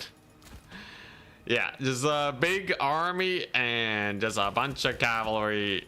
And just take the Knights of the Realm, right? It's cheap stuff. Oh, I forgot his favorite. He loves the Royal Pegasus Knights.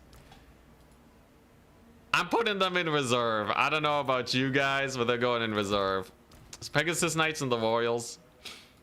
I think he did take the Beast Slayers of Bastogne.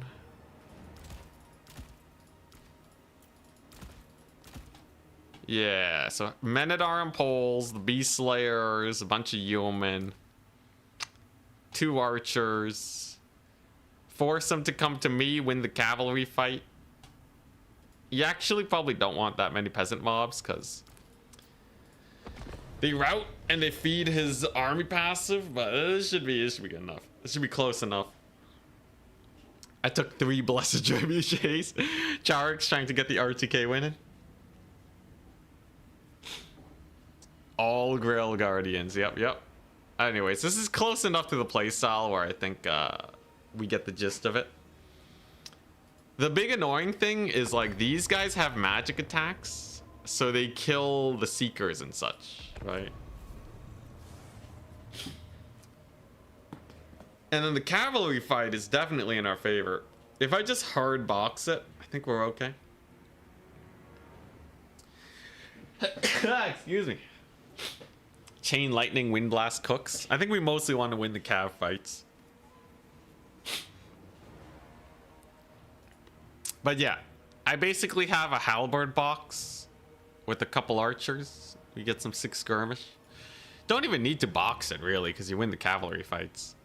Apparently. Alberic on his mini mount makes him really fast too. We'll see. If I can win versus Slaanesh with Bretonnia, maybe Bretonnia is Bretonnia, or maybe Bretonnia versus Slaanesh is Bretonnia favored.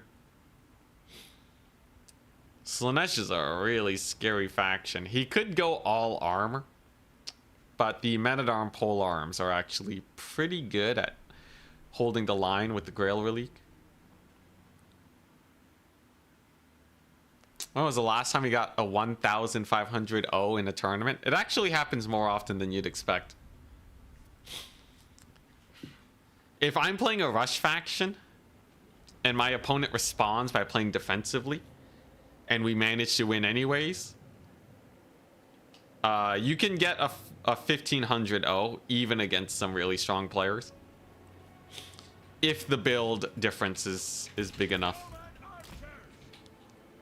You know, I could Vanguard here, but against Slaanesh it's just way too risky. It's hilariously risky, so we shall not go for that. So simple idea here is I have a bunch of dudes. We just have a million dudes supported by bowmen and double Grail Relic. What's not to love? Ready, good luck, have fun. Yeah, it's just a good build. We got a lot of stuff here. A lot of halberds, a lot of infantry. Got a tight formation. Just make sure Slaanesh doesn't collapse in on you. Mounted yeomen are pretty self-sufficient. Human tide. Did we crash?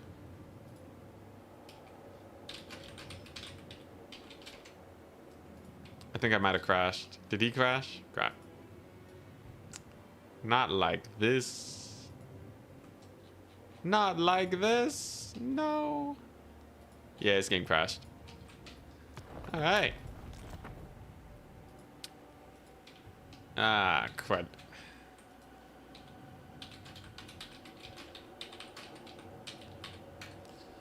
Not like this. All right. Well, I can't even show off my reinforcements.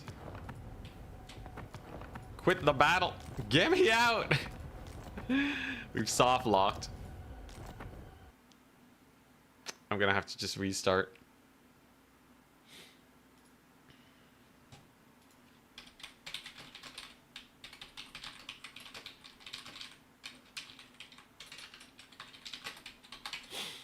All right.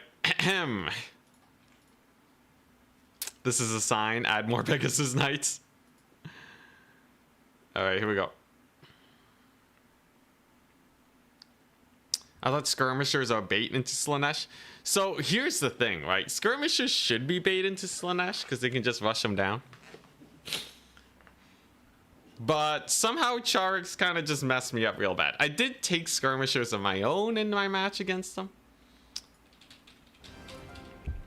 But the idea is that Slaanesh cavalry is so weak versus Bretonnia cavalry that you can actually defend your skirmishers against them. That's the idea. I'm spending over 2,000 gold on mounted yeomen, so he could have a melee front line that in theory wins against us, plus 2 seekers to chase these guys down. So I'm a little skeptical, but I think Bretonnia with Alberic is really spooky.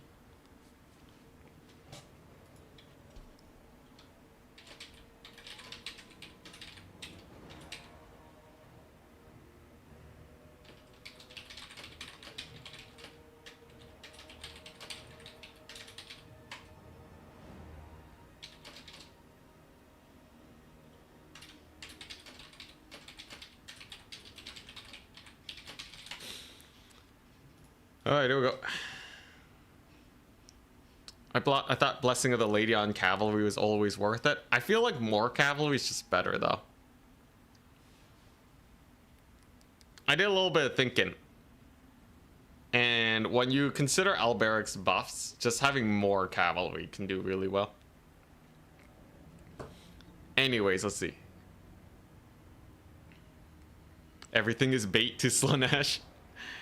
Yeah, I don't know. Well, we'll see. If he just goes for a big rush, which in my head is the way you can win it with Slaanesh, it really depends on if his cavalry uptrade. I think his cavalry do uptrade versus Hellstriders. They probably beat Seekers of Slaanesh too, especially when you're considering Royal Pegasus Knights. So, like, maybe you can't just cavalry overwhelm Bretonnia. I think Bretonnia is the faction that can actually trade into Seekers cost effectively. Their cavalry is just so cheap. And then you have the charging in with the Pegasus Knights.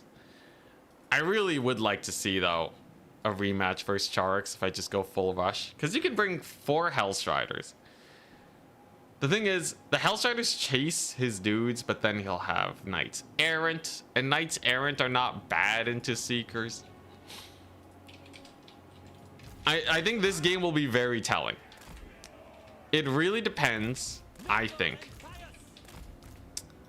I think this game will really show if Hellstriders, or I mean if Seekers uptrade. If Seekers just can't find a way to uptrade here, then I think it's over for Slaanesh versus Bretonnia. But I think that's the real deal breaker, right? Will he be able to get it done? You know, will he bring Fiends of Slaanesh? I feel like Fiend spam will be good. He kind of made the same mistake that I did, though, right? So he brings Horsemen and a bunch of Hellstriders. So, like, now he just can't rush me. Completely different playstyle. Okay. Pavane. Pavane of Slaanesh. It's always Pavane. Keep it from the foe.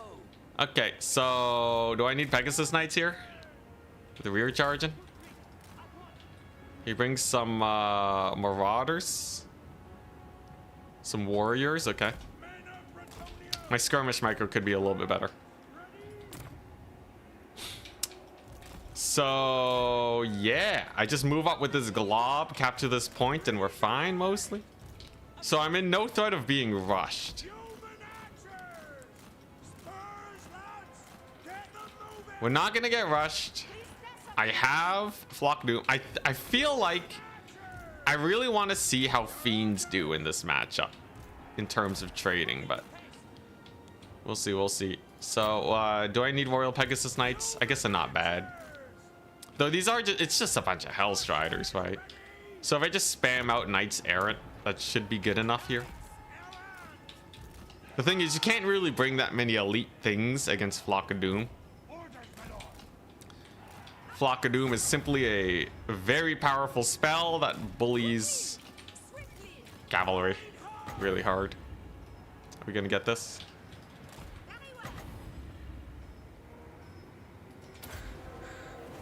Ooh, big hit. Very, very big hit. That was nice. Yeomen, of course, have ludicrous range. So we're just gonna slowly move on up. Get into position. Get the spears facing outwards. And yeah, okay, there's the Fiends. So I guess the big question is, do Pegasus Knights trade into Fiends? So we already got a nice position here. His cavalry is slightly bruised. There's actually only 150 gold value. Much less than I would have hoped for. He's gonna go for the Pavane of Slaanesh. So there it is. So we want to pull back with our dudes so that the Pavane doesn't really get them to rampage too far in. They might not even rampage into anything. Nope, they target a unit of Marauders in the far distance, but Pavane lasts as long as it takes to trigger. So in the time you run away, it ain't too bad. That Pavane nerf getting a lot of working. And now we have our Royal Pegasus Knights. And a double cap. So now what? Now what are you gonna do? I got a nasty box in here. We got a nasty boxing going on. We got skirmishers being hella annoying. Okay, he summons in some Furies, so we know he wants to make a deep dive soon. I'll pull back as soon as he moves forwards. Yep, there's a lot of Hellstriders coming in. Let's swap out our dudes. Let's fight the Furies. Okay, the big test. So how does he do here? How does he do versus box? Especially considering that he has skirmishers, which shouldn't do well against this at all. I'm real interested to see. This will be a good flock of dooming over there. We're gonna pull back with our cavalry. And yeah, so he's just going for the deep dive on these guys. So let's see how he does against this. So I got Alberic coming on in. We're gonna have push. Right, you know, yeah, you know that the Bretonnia cavalry is pretty scary, right? Holy crap. That's a lot of deeps. That's a lot of deeps. All right. So, okay, yeah, Fiends suck. Fiends suck real bad, actually. I see. It has been seen by my eyeballs that Fiends do not actually cook here. Knights Errant are insane. All right, yeah. Day 1 million of Charix being correct on things. He's gonna catch my infantry corps, but losing out on all his cavalry is really bad. Of course, Alberic's in here just crushing face. There go the peasants to the Furies, but to lose your mobility advantage versus Bretonnia is just real rough. Now, I do still wonder, if he didn't have Marauders, how would this have panned out? I do wonder. Bretonnia is insane, though. I guess you don't fight Bretonnia in a cavalry battle, right? Jeez. All right, note to self. Just don't play Bretonnia versus Slaanesh. That just felt terrible for him. I feel like even if he didn't have the horsemen, it still would have been a bad trade. Because Flock of Doom was just so brutal. You would need an insane amount of Fiends. Oh my god, the Furies are disintegrating. Yeah, I think Knights Errant. Knights Errant are too good. He brings in more Seekers. All right. I'm going to just send the Knights Errant directly onto the Seekers and see who wins. I'm pretty sure they're just going to dumpster them, though. I just want to see. I just want to see a raw Knights Errant versus Seeker battle. Because if they actually win this... Oh my goodness. Yeah, so Knights Errant are coming on in. They're way cheaper too. At 300 gold cheaper. It's kind of insane. Dude, the Seekers just take so much damage from the halberds. He's running away from the Knights Errant. He actually doesn't want to take the fight. Oh my god, the poor Seekers. How much damage do they even do to Knights Errant? Let's see. In a straight up fight, Knights Errant versus Seekers. I didn't even micro the Pegasus Knights perfectly. Yeah, they don't take that much damage. And they're cheap. They do well. They're having a great time. He gets army ability Pavane over there. It's just not worth, right? It's just not worth. Dang. And you don't have the halberd spam that other factions do. Good to see. Big old rear charge on these guys. Get them out of there. Yeah, Knights Errant are bonkers good. I guess we did have the Grail Relique helping out there. So now I can capture Yeoman this flank point to really put the pressure on him. It's a big route over there. Bretonnia OP. I think this was a case of Bretonnia OP. Not that it's actually OP, but I think Bretonnia actually cooks here because their cavalry just uptrades so hard. And Pegasus Alberic is a menace. Now, if you take 1,000,000 fiends, maybe they cook. I still think it's a matchup that I'll be avoiding for a little while. There you go. It is the thingy. But yeah, Alberic and Knights Errant, I think, is what makes this so scary. Knights Errant just trade so ludicrously well for being at their price point. Dang. Dang, that was crazy. They trade so well. Oh my gosh. Beast Slayers are really good. GG. Obviously, his horsemen didn't do that much, but like, so look at the value on his Hellstriders, like nothing, right? His warriors did nothing. Absolute garbage tier. His Seekers did okay, but they're just gonna get Flock of Doomed. He can't bring the Eternal Entourage. And his Fiends got 200 gold! Oh my god! Bro! Oh boy! That's upses. And in the end, there was no Dowie. Well, GG. Well played to BossToss. Thank you very much for showing up today. I will be casting some replays submitted since that was a very short stream today. Did not go to 8 games, only 6.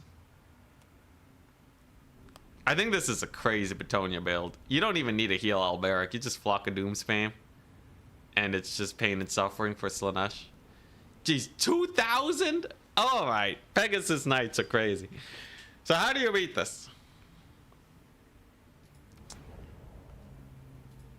Okay, so this is absolutely Bretonnia versus Slaanesh OP. Super one-sided. Because usually the human archers would be catchable, but like you just have so much stuff here. Alright, so if I knew this was the build we would see, how would I play Slaanesh against it? Wait for the Alberic nerfs? That's the strat. Yeah, I think you ban this matchup, but like if I had to play it, what would be the strategy? Is there a strategy that wins it? What if you go for Azazel? What about that? Much less susceptible to getting shot, and you have Pavane Acquiescence. What if you win the air fight against them? With Blissful Rapture, you have a terror-causing dude. Almost want to run Hysterical Frenzy for the Furies. Like, I'm thinking you just run some absurd Fury plays. I think Acquiescence is fine with Pavane and Blissful Rapture. GG's BossToss. Yo, Charg showed me that Bretonnia is really rough into Slaanesh the other day. I'm trying to think of like how you would try to beat that build. And I think an air squad could be the way to go.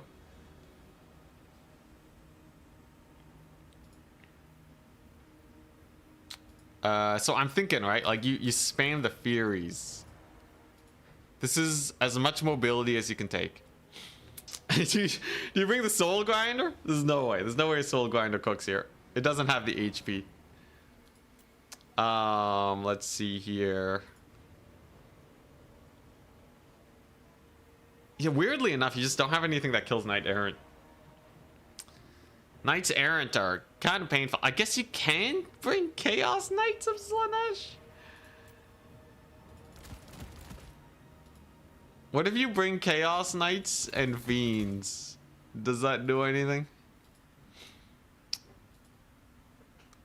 Chaos Lord of Slaanesh with the Rampage Sword for the sick plays.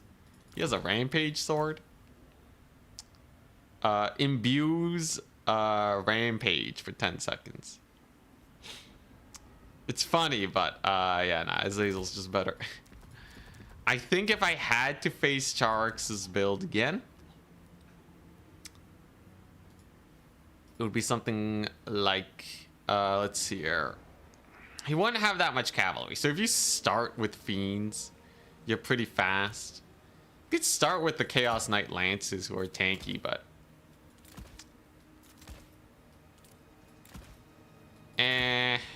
Okay, what? You can get 2 Fiends and 1 Chaos Knight with a bunch of Furies.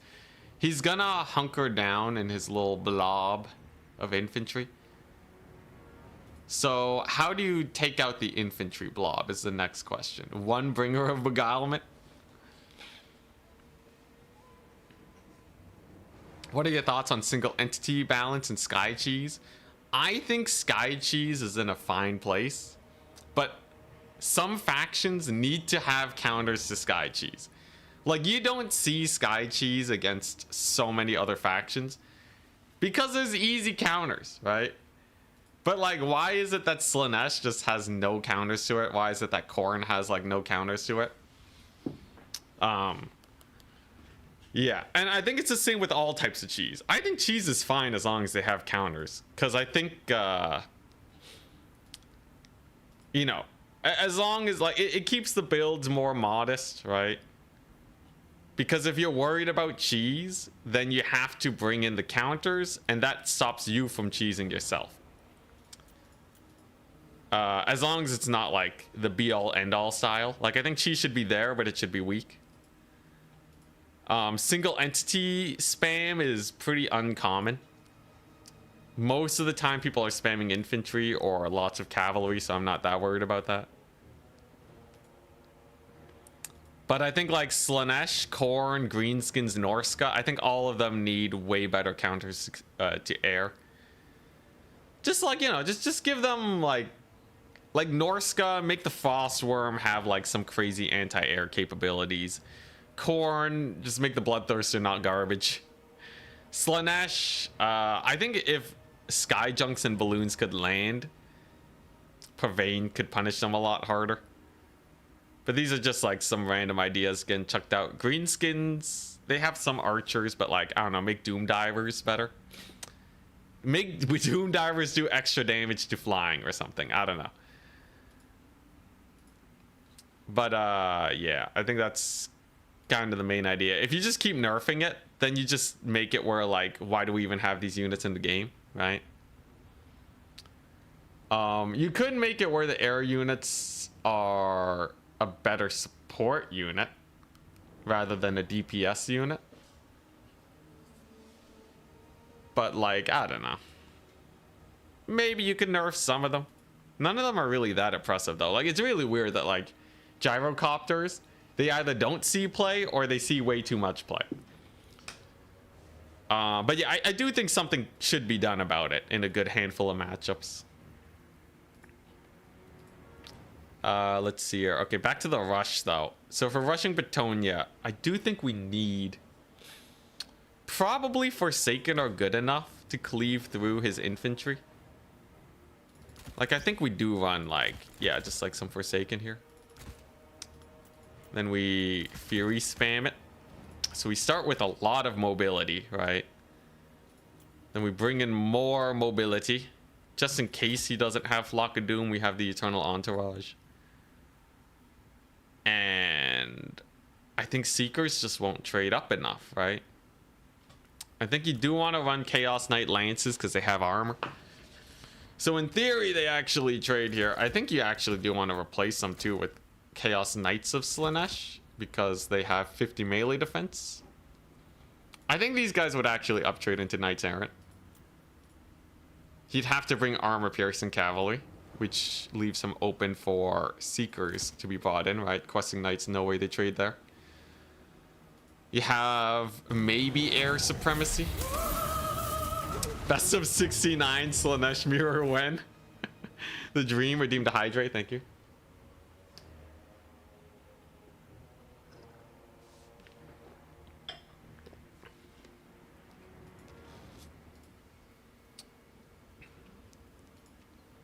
But yeah, like, I think cheese in strategy games is really important to stop players from getting too greedy. Because, like, let's say in StarCraft, right? If there wasn't any cheese, then there would be no point of an early game. Right? Like, we've had it, you know, in StarCraft, we've seen it before where if cheese gets too weak, everybody's just fast expanding to 3 bases. They know they can defend against everything, which means that the beginning few minutes of the game is just nothing, right? It's just people playing standard. And you know, you might see that with Warhammer where they're like people just go for more and more extreme builds that like aren't cheesy but are just like super duper trade heavy, or like just rush down strats or something. But optimally, I think cheese should be like seen like, you know, 25% of the time, at least from a viewer standpoint. Anyways, but yeah, what we need is counterplay. Counterplay! Give me that counterplay.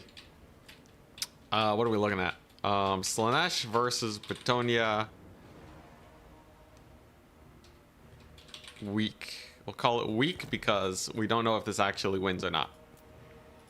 Alright, now replays. So we got a few replays here. Let's see here. First one that I want to cover actually is one that was submitted a while ago here. So let's see here. 22. I think it's this one.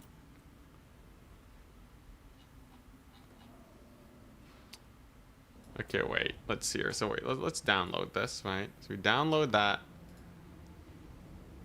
22.army setup. Wait, that's an army setup. It's not even a replay.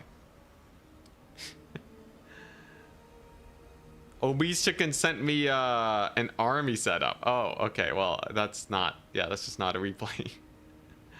Okay, Trizik, though, did send a replay. And I think we have another one. So we want to cover...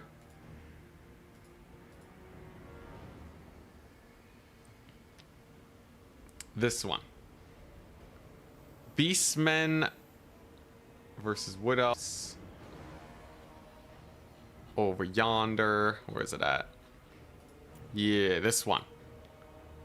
So even though I have the mod on, this should still work. I might have to disable the mod. We'll see. This was submitted by Zymerix, and we're bringing back the series where we cover new player replays and we give them some tips and tricks. Redeem 15 squats. Oh, can't you main-tide warrior wall or something versus Bretonnia? So I don't think you can, because Bretonnia will just cycle charge you to death, and you don't have enough first cavalry. Whoop. Oh, all right. Yeah, you don't have a lot versus cavalry. You don't have any halberds, no armor piercing, so they'll just hammer and anvil you into oblivion. Like, Khorne can do it because they have halberds. Slaanesh doesn't have halberds.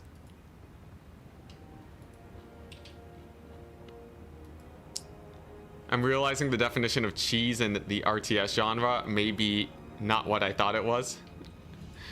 So, cheese is a very fluid term. So it looks like the replay's working out. Cheese is a very fluid term. Melkots is good. It's a Wood Elf Infantry Corps. Alright. With Treekin. So this should be very winnable for Beastman. He just has to not fight Durthu. Slaanesh whips have charge defense? Yeah, but you're gonna be in melee. Charge defense doesn't work if you're getting charged in the back. Okay, so this is a Beastman versus Wood Elf game. He has Centaurs, right? He has Malagor. In theory, if he has 2 more Centaurs in reserve, he has everything he needs to win this game. He just has to not throw the Centaurs. He needs to preserve HP on them as much as possible. And they should be able to kill Durthu and the Treekin. Malakoth's would be scary, but he only has healing. This should be winnable. This should be winnable. And he has to not fight Durthu as much as possible. I'm late. What's the score? We won. We won 5-1.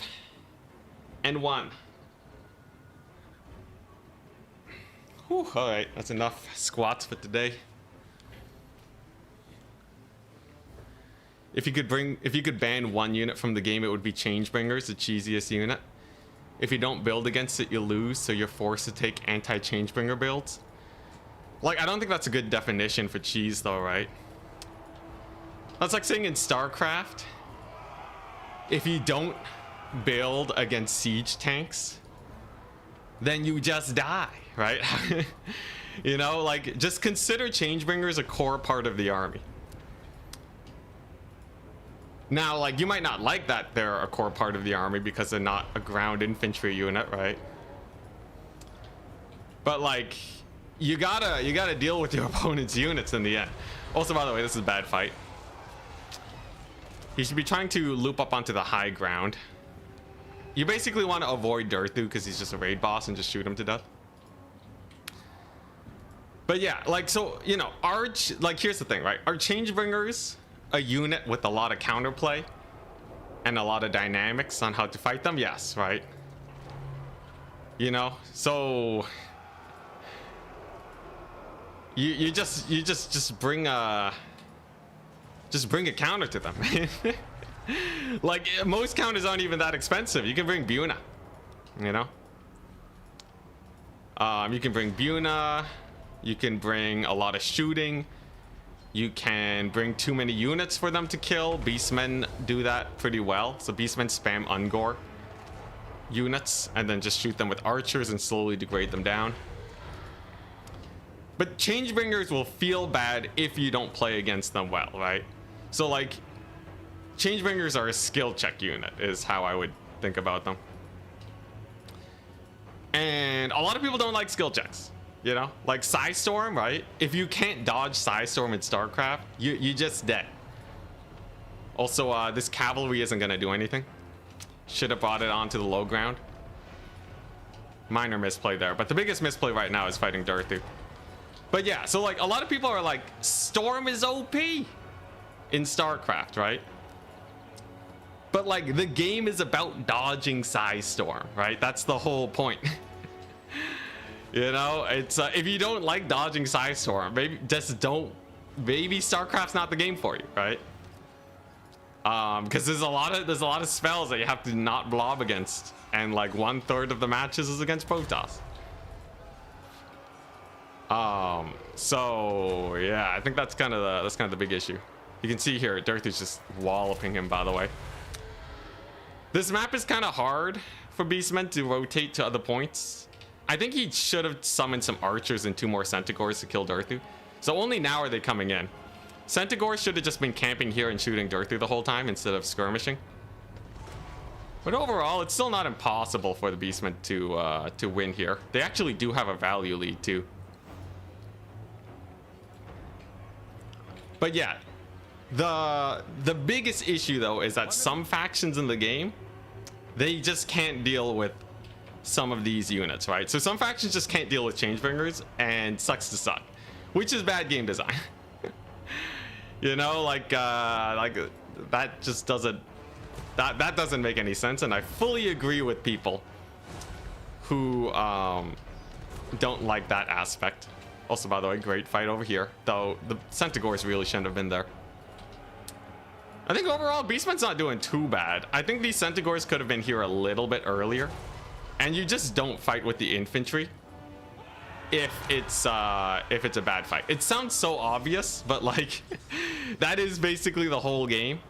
So you're usually managing a bunch of mini situations, but literally most of Warhammer is don't take a bad fight if it's going to be a down trade. Like if it's going to be a bad fight, don't do it. And in this case, the infantry, they fought, they died, and for what? Not for the Centaurs to shoot, because the Centaurs weren't there for most of the time. So if your Centaurs aren't shooting for your infantry and your infantry are stalling for them, then the infantry should not be fighting. That would have gone Beastmen a very nice big value lead. Wood Elves here are kind of screwing up because the Eternal Guard are just not fighting either. This is 1,000 gold down the drain. But here we go. Durthu finally going down by the looks of it. Wood Elves are getting cleaned up. I think Beastmen do win here in the end. But I think it was sketchier than it should have been.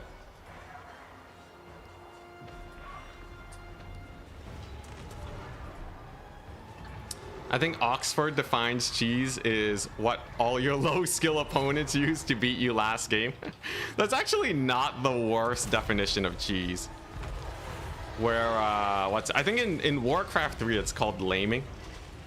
Where if you use a really easy strategy to play to beat your opponents, that is considered cheese. Which means that playing dwarves is cheese. Because I think dwarves is the biggest skill check faction in the game right now. Also nice. Okay, so he does finally get the guys killing Durthu.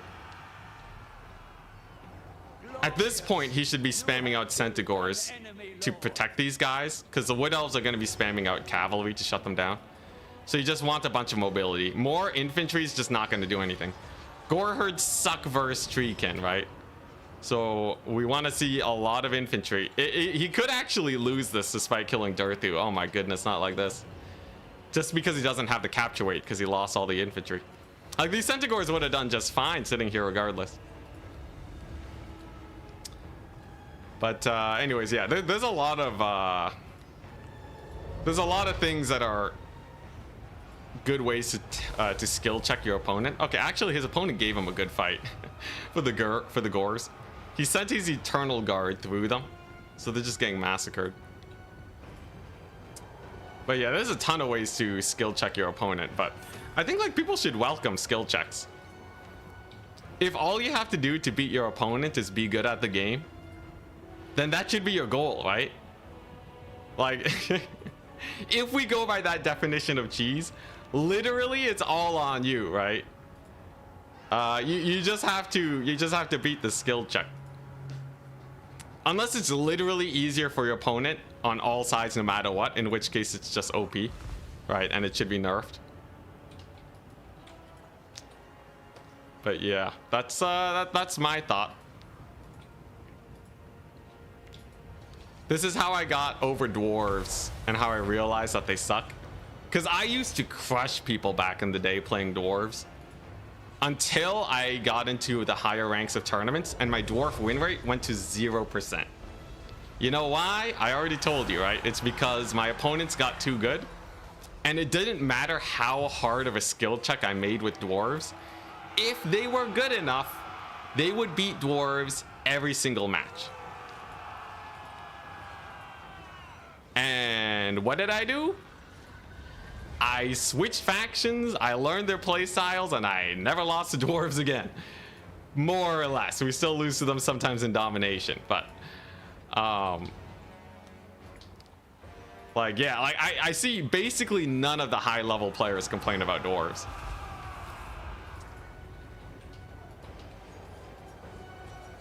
Anyways, this is a really close game. He really needs to capture this point, by the way. This game, honestly, I think Zymerix is not playing this too bad. I think, yeah, I think there's just some minor plays here that were leading him behind. Obviously, you know, there's like a lot of micro engagements that could be better, just making sure that your cavalry takes clean fights and all that. You know, cycle charging with your character more on the infantry. The biggest things, though, is making sure that he doesn't take a bad fight with the infantry, unless he's shooting. Probably take some ungores. Definitely got to spend your supplies. And then the next thing is making sure that you capture points a little bit faster once you get an advantage. Because I think he gave his opponent just a few too many tickets early on. Here's another thing, right? So he wins on double cap. He has to make sure that he doesn't down trade here. But Gores versus Eternal Guard is not the worst.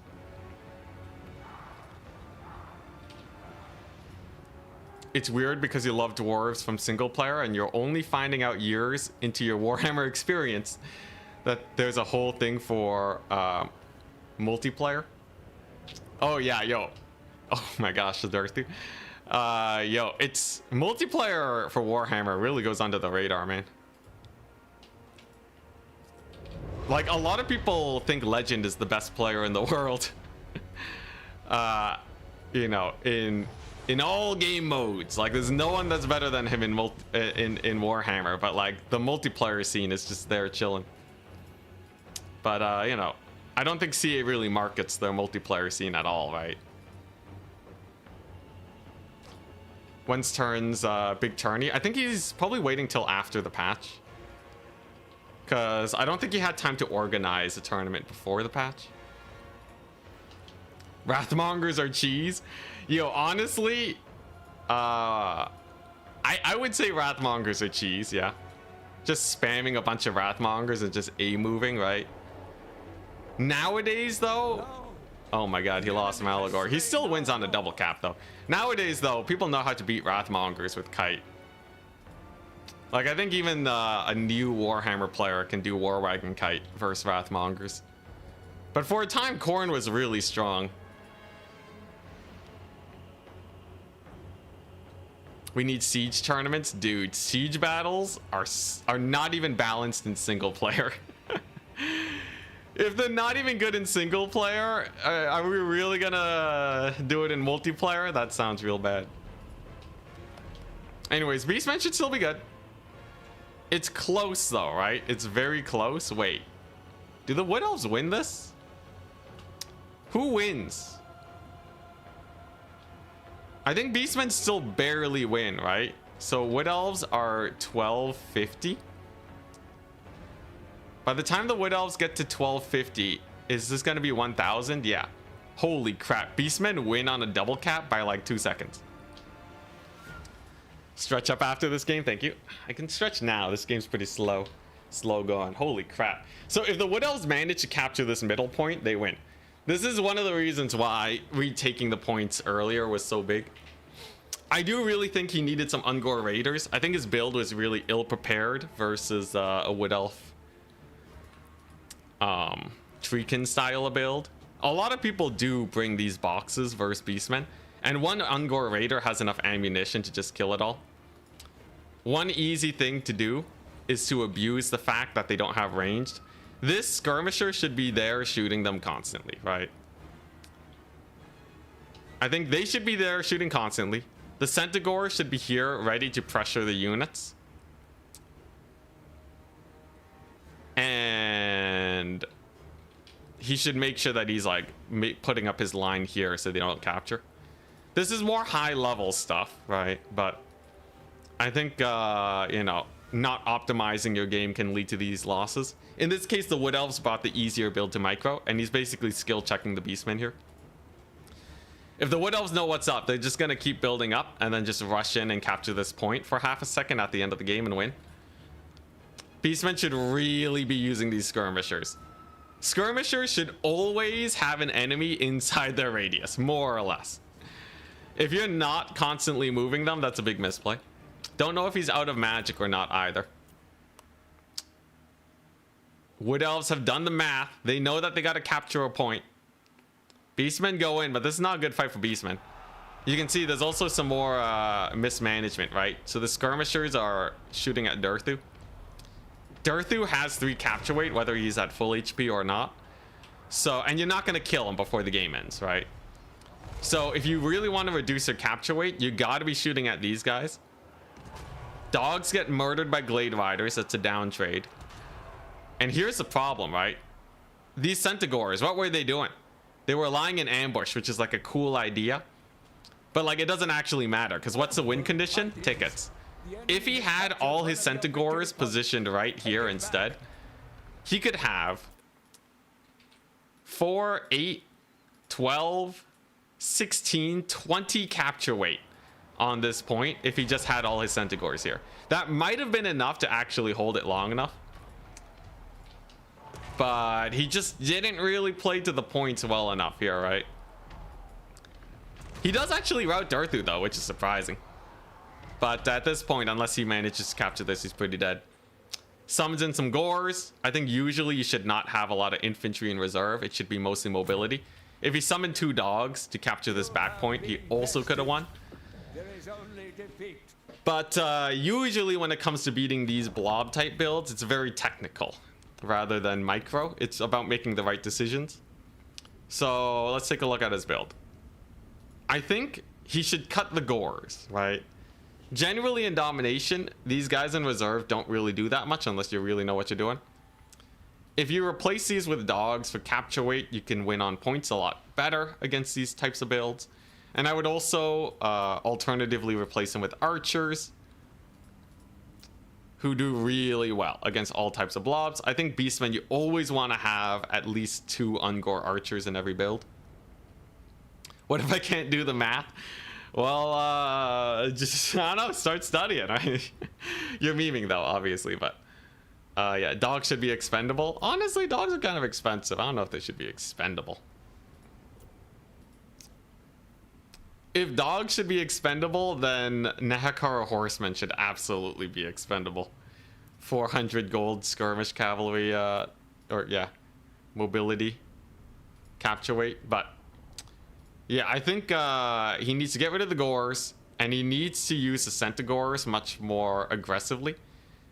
So when you see a build like this that has no range units, except for a couple Glade Riders, you should just start summoning in your axe throwers immediately and send them directly onto the treekin. Maximize it as much as possible. I take that deal. Well, you don't play either faction, Meaty Dangler. Though I can kind of see it though, right? It is a pretty nice boon to Tomb Kings. Dogs route so easily though, I don't mind that they have capture weight. They lose to skirmish cavalry. The other thing, as we said, make sure the infantry take good fights. I think he did a generally pretty good job taking cavalry engagements. But, yeah. That and getting the capture points a little bit earlier. Other than that, though, fairly nice game. It's going to be close regardless. But, yeah, I think we'll end it off on one last game. Or actually, maybe 2 more. I think I had 2 more. Yeah, we had one that was sent by Tzeentch, and one that was sent by the Dangler himself, Greenskins Enjoyer. So let's download these 2. It's a finals game, Grom the Paunch versus Wood Elves from Meaty Dangler. Let me see this. Is this a review game, or is this you just want to show off? I'm happy to show off.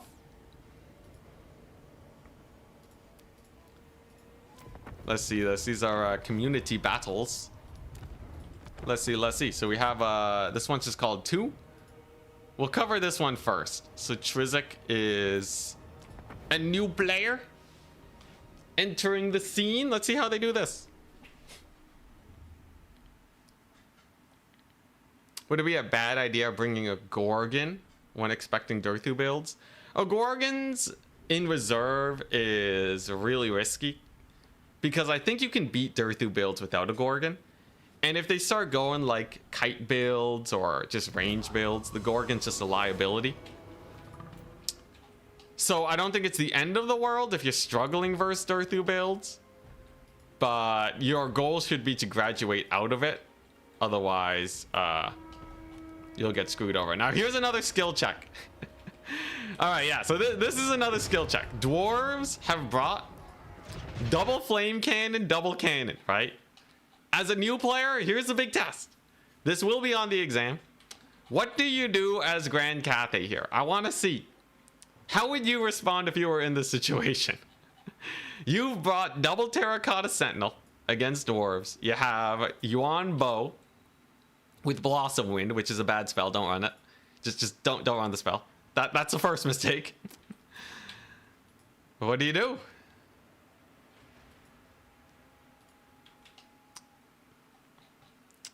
You don't know how to beat Waywatcher Kite from Charix? Oh, we'll see. Hug them cannons. I'd be the one bringing cannons. So Cathay cannons lose to Dwarven cannons, so that's not the right answer. Throw the Lord ASAP and Alt F4, make a box. All right. So you got 2 main options that are actually viable. You either want to rush these things down, or you want to play further back and summon in artillery. Or crane gunners or what have you, right? And then just try and capture with your bow. I think because 2 cannons is actually not that high DPS, and flame cannons, I don't think they kill terracottas. I think he should be full rushing right now. If I think he's in a bad situation regardless, but I think the best thing he could do is full rush. The missile mirror terracotta is pretty good for that, because against Grim Delvers he can charge them. So let's see. Summons in the artillery. Okay, so if you're gonna summon in artillery, you want to play back and save. So in this case, it ain't too bad, right? Just blasting the Grim Delvers and such. Now you don't want to YOLO the cavalry here. This is a very common mistake you see from a lot of people learning the game. If you throw, also Yuan Bo's just dumps from the Lord. That's pretty funny. If you throw in the cavalry, you're gonna disrupt the cannons for 2 seconds, and then they're gonna reman the cannons. This is a really bad idea, because you feel the pressure, right? You feel the pressure of the cannons. You just want it to stop. But a moment of respite is not good enough. This is 400 gold. This is really good capture rate. If they die, it's really bad. You're already pressuring the dwarves with Yuan Bo and a fire rain rocket battery, which is doing amazing, by the way. It is in range of the cannons, though, so could be unfortunate. But it's a little sus. Fire rain rocket battery is just plonking away at the Grim Delvers. It honestly kills them really fast. I might need to take a fire rain rocket battery. That's really good, actually. But you do have to shut down the cannons. He does actually go in for a rush though with the terracottas. Actually, you know, really nice play overall by Tzeentch. You know what? He's actually doing this pretty well. He pressured the dwarves. The dwarves kind of mispositioned. I do think the peasant horsemen shouldn't have sacrificed themselves so early. They would have been better just hiding around and distracting the slayers, but honestly, not the worst fight in the world. You know, double terracotta did get in there. The Yuan Bo is hilarious versus all of these guys. Is gonna execute him. Maybe I run Yuan Bo. I don't know. He has the crowmen. They're doing great. Yo, Green Giant is in. He has 100 value. Look at him. Oh, he nuked the flame cannons. He reflected into the flame cannons. Oh, I missed that. Yo, Green Giant. Sick plays. Actually OP versus dwarves. You know, this would actually be a pretty funny build versus dwarves. I don't know how it would go versus, like, I think the flame cannons was a bad play from the dwarves. I think they should have had more guns. You should just have like triple cannon as dwarves here. There's not a lot that they can do, and then you don't overextend with these guys. But it is pretty funny to see the giants cook. His Grim Delvers should have been defending the cannons too, by the way. But honestly, not too bad. Is this just a win? Gets another massive volley. Dude, the fire rain rocket batteries are just crushing it. Uses crowmen to defend his lines. Overall, pretty good. Like, I think he's been taking great fights. Gotta keep away from the slayers, though, and actually get these guys off. Okay, yeah, so he's getting shot up now, right? So the Green Giant, he's reflecting the long draws. Okay, so if your opponent doesn't know what the Green Giant does, if they don't know that it has a missile reflect aura, yeah, they might screw themselves over. This is not gonna work against better players, but I love to see it work when it does. Here's the thing though, he did kind of overextend with them and he didn't actually chase off the artillery pieces. Your goal for the artillery is to get them to rout and then escort them off with something more mobile. Kind of got Recarino'd there. Just a little bit. He uses the Blossom Wind to debuff the Lord so that he can kill him with Yuan Bo. Alright, you know what? That's kind of clever. It's only a 10-second debuff though, so it's already gone. So I don't even know if that actually did anything. But I like the idea. D summons his cannon, which I feel like he didn't need to. A cannon's a good thing to have against dwarves. Yo, the fire rain rocket battery is just killing it though. I should really think about using that. I feel like fire rain rocket battery could really help versus dwarf builds. If it's gonna do that well. At this point, he has a triple cap though. He killed the dwarf lord again with Yuan Bo. Pretty funny. Yuan Bo just crushing it. Dwarves don't really have an answer to him, right? Very nice to see. Get some blasting on his Grim Delvers. In the end, Dwarves kind of misplayed it, but I think he had a really good engagement. I think his infantry didn't do much though, right? He would have done way better with like crane gunners or something. But the fire rain, jeez man, the fire rain. Already 2,000 value. This is a transformation of Yuan Bo. You love to see it. And the dwarves should die here. Okay, they do actually manage to capture 2 points. So this is the reason why peasant horsemen have to live. Dwarves are a huge capture weight faction. And if you lost all your cavalry early on, they're just gonna swarm the points. Looks like he should still be able to capture this in time. Yuan Bo's crushing it. He holds this one. There's no way the dwarves win this, right? We have some miners coming on in. Come on, capture the point, man. Just capture the point. Okay, yeah, there you go. He gets the point captured. Oh, God, no. No, not like this, bro. No, not like this. Come on. He wins on a single cap, right? Yeah, he wins on a single cap. He's fine. Okay, a little sus, though, right? A little sus. I think he absolutely could have made this less sketchy. Fire Rain Rocket is amazing. Yuan Bo is sick. But you did not need to make it that close. I think the giant dive in was good. This guy got a lot of reflex. You want to replace the infantry and you want to keep your peasants alive. I think that's the main thing. Dude, that's sick though, man. That's so sick. All right, I gotta copy that. 1 second. 1 second. That was actually awe-inspiring. Where's my Grand Cathay build versus dwarves? I gotta get this Grand Cathay versus dwarf matchup going. Yeah, yo, Yuan Bo is sick. Yeah, who needs a general with sweep? Get the Yuan Bo action in there. Yeah, I think you take this guy. Now, what abilities do you want on him? Okay, so this makes him an absolute raid boss. I think dwarven characters are really annoying when you're playing as Cathay. So having Yuan Bo massacre them is great. You can give him some damage resist. I don't think it's really needed. He's not too expensive, but what abilities do you want? Comet of Cassandora. Does Comet of Cassandora kill artillery? I don't think it does, right? I think you can literally dodge it. Talons of the Night, though, is good enough to kill off dwarven range units. I think this is the one that you want. What's bad about Blossom Wind? It deals no damage and the blinded only lasts 10 seconds. You might see the 18 armor piercing and think it's great, but it's also dodgeable. And its radius is so thin, it doesn't hit enough entities to really get damage off. Blossom Wind is... yeah, if it was good, even if Blossom Wind did a lot of damage, you could still dodge it. The wind-up time is so long. Yeah, it takes 5 hours to go off. It's brutal. All right, so the way I think you want to play versus dwarves is you want to get an early triple cap with your peasant horseman. You want to use Yuan Bo as your executioner. You want to have Jade Lancers to kill off miners and such. And then you just gotta kill the dwarven cannons. Or no, you punish their infantry for extending past the cannons. So you want a Fire Rain rocket battery in reserve. It has 400 range, which is less than cannons. So it will get shot by them.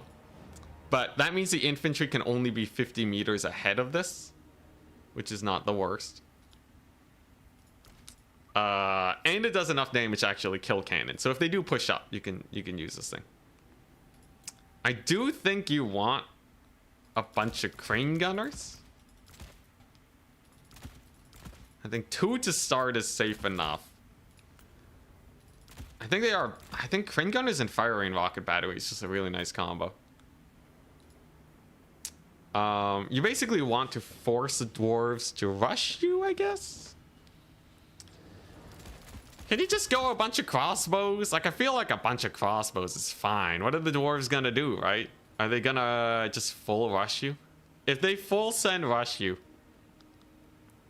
into this many crossbows and Jade Lancers, I don't think Cathay's as worried about minor spam as Empire. It's also really not meta nowadays. So if you go for this, it ain't too bad. You can... How cheap is Felix? You can take Felix for 800. 3 capture weight. Dude, honestly, I kind of like a Felix, a capture Felix. Because now he won't die to characters because you have Yuan Bo. Yo, this is actually kind of hype. And then after this, we'll cover a Meaty Dangler's game. Dude, this is actually kind of insane. You have Yuan Bo, you have Felix. You have a lot of guns. And if they bring a ranged build, they die to fire rain batteries, right? You can push into the cannons. So if they just have a ludicrous number of cannons, they'll never kill the crossbows fast enough. So you can just move on in, capture the points, or shoot them to death. If he pushes too far forward, you kill him with the crossbows. And then you just need enough to kill Slayers.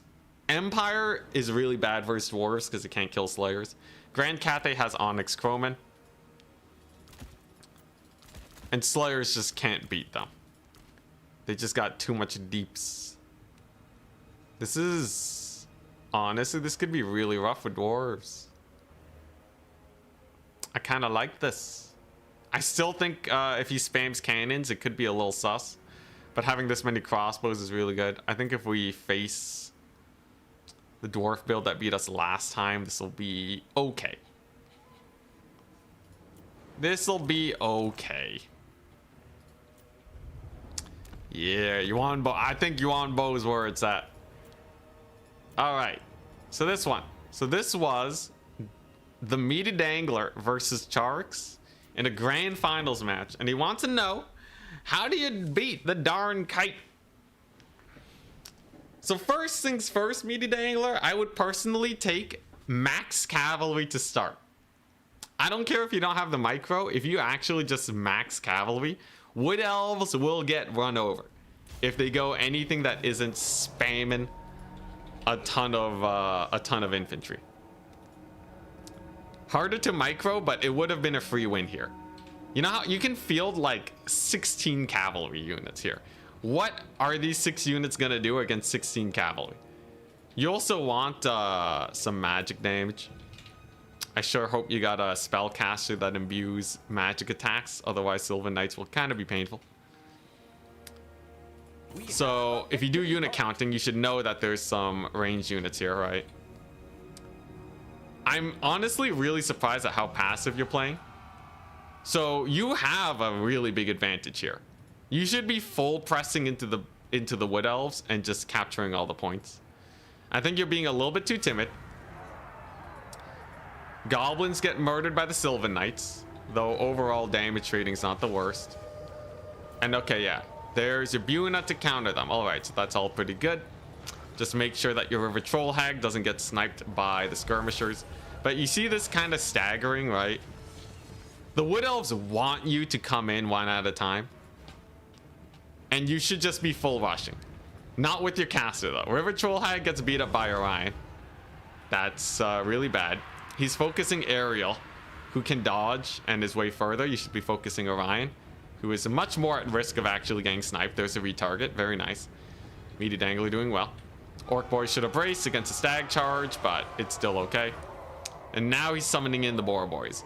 Now, here's the thing. Let's take a look at the Wood Elf, right? They only just summoned their cavalry. What could they have done if you just full rushed here with these pump wagons? Basically nothing, right? Instead, the pump wagons came kind of late. And what are they doing? You're charging the Race of the Frozen Heart? Bro, you could have just gone in here. Why are you going? He went towards the worst target. Oh my gosh, that's pretty brutal. These ones get sniped. Yeah, if you had a second pump wagon here, these guys would have died way sooner. Kind of a lackluster charge too. And they're coming in late because of all the delays, which means that the Glade Riders had enough time to actually get in there.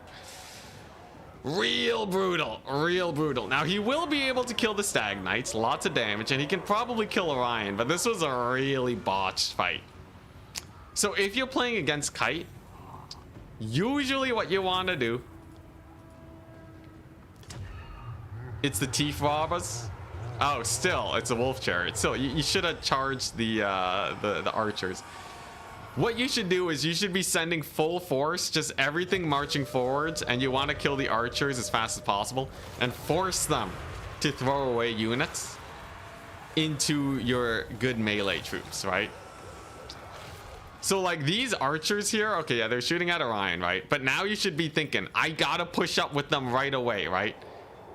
They should have been pushing up sooner. These archers should be shooting at his archers who are in a bad position.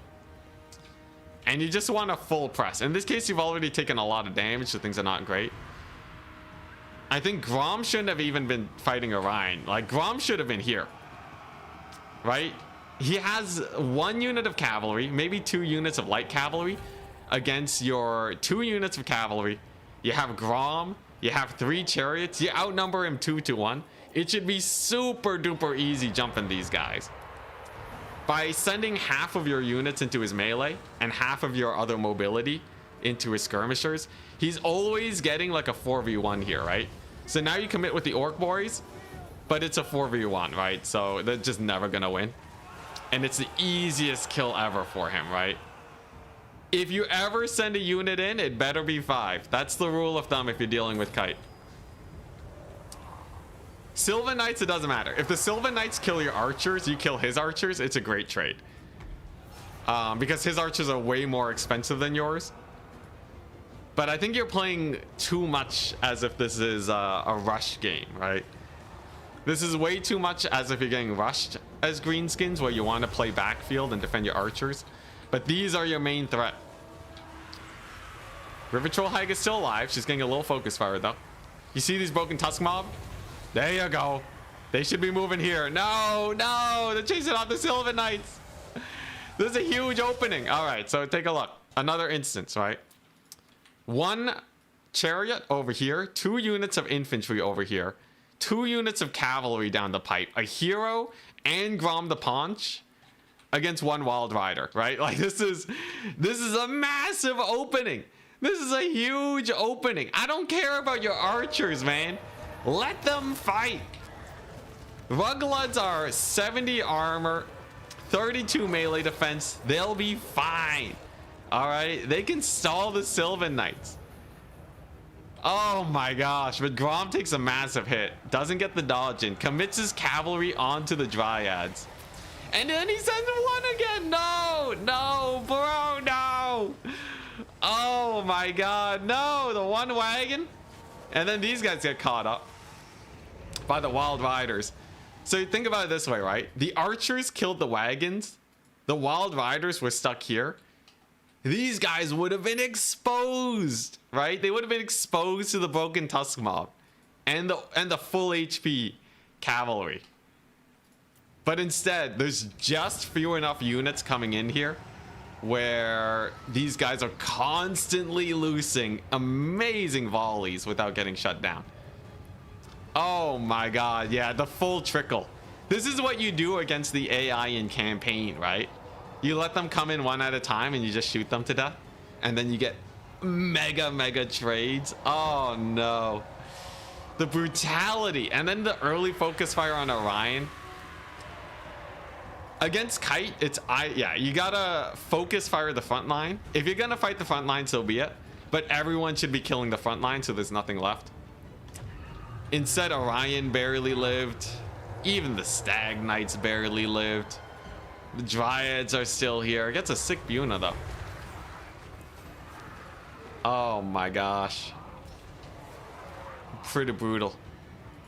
Yeah, this is a replay, Devin. This is a replay. We did win though. We did win our best of 9.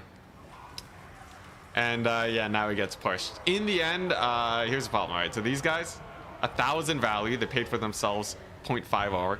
Deepwood Scouts, they paid for themselves in full and some. Hawkeyes of Jakira, 1,600. They paid for themselves and they still have ammunition. He taps out. There's no coming back from this. So if you see that the Wood Elves have so few units, you should be full aggression. I think Meaty Dangler's a really good defensive player. I've lost against this build before. He's really good at defending his range units and making sure they get value. But now you must embrace your inner Khorne. Enough Morkin. It's time for Gork time. Gork, yeah. It's Gorkin time.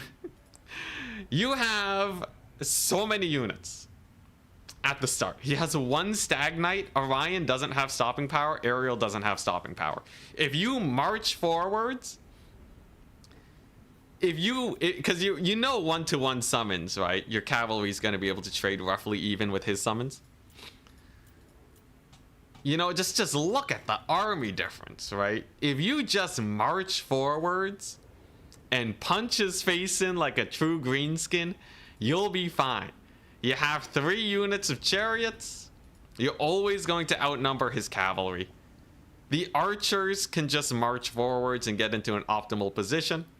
Because if he uses his cavalry to chase these guys down, it's now 3 units of mobility against 3 units of skirmishers, which is obviously a terrible fight for him. So he has to play defensively. Your archers will get in position, and they'll be able to have a field day shooting him up. Because he can't shoot your archers either, because he has to shoot you guys that are diving him. And then, of course, you just have a whack load of infantry to pile driver in.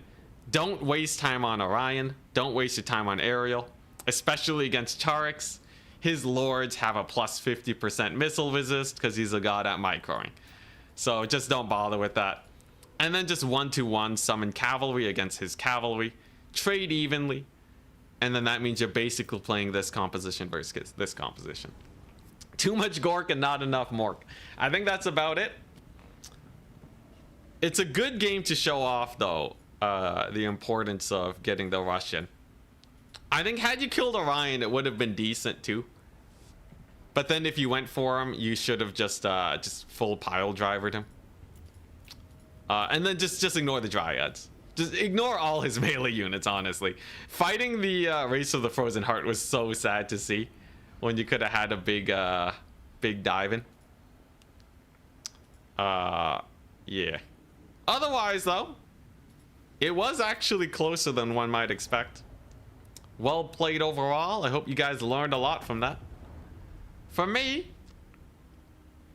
I am Wolf Riders in reserve. Wolf Riders actually suck. Never run Wolf Riders. Paper Hammer, guys. It looks like they should be good, but they don't do their job because they suck. Anyways, I'm going to call it a day for today. Another short stream. Hope you guys enjoyed. Tomorrow, I have a best of 9 against Potatoes Devil, I believe. We've seen him in chat a good deal. Let me double check my schedule. Indeed, Potatoes Devil is our opponent tomorrow. Should be very fun. We will play some campaign maybe after, or no, I think we're playing after the tournament. So I think it'll be a tournament, then best of 9. So peace out. Have a wonderful day. Is there anyone I can raid? Let's see. Wolf Riders can beat Pistoliers everyone could beat Pistoliers, man. Also, Pistoliers, if you have a Pistolier with 1 Empire Knight cavalry unit helping them, they can beat infinite Wolf Riders, so it doesn't really work out. No one I know is streaming. All right, yeah, we'll just end it. In that case, thank you very much to all of our supporters. Clint, Terry Tuckleby, Pops, Miss New Booty, Capulandia, Steven Samorden, Charlie, and Benjo. If you want to get a shout out, you can become a Fleet Admiral or a Patreon supporter. Patreon takes a lot less of the cut than YouTube does, though of course all the support is very much appreciated. So you get shout outs. I think you still get ads though, which is kind of a ripoff, but what can you do? I'll see if I can get more rewards at some point. But for now, peace.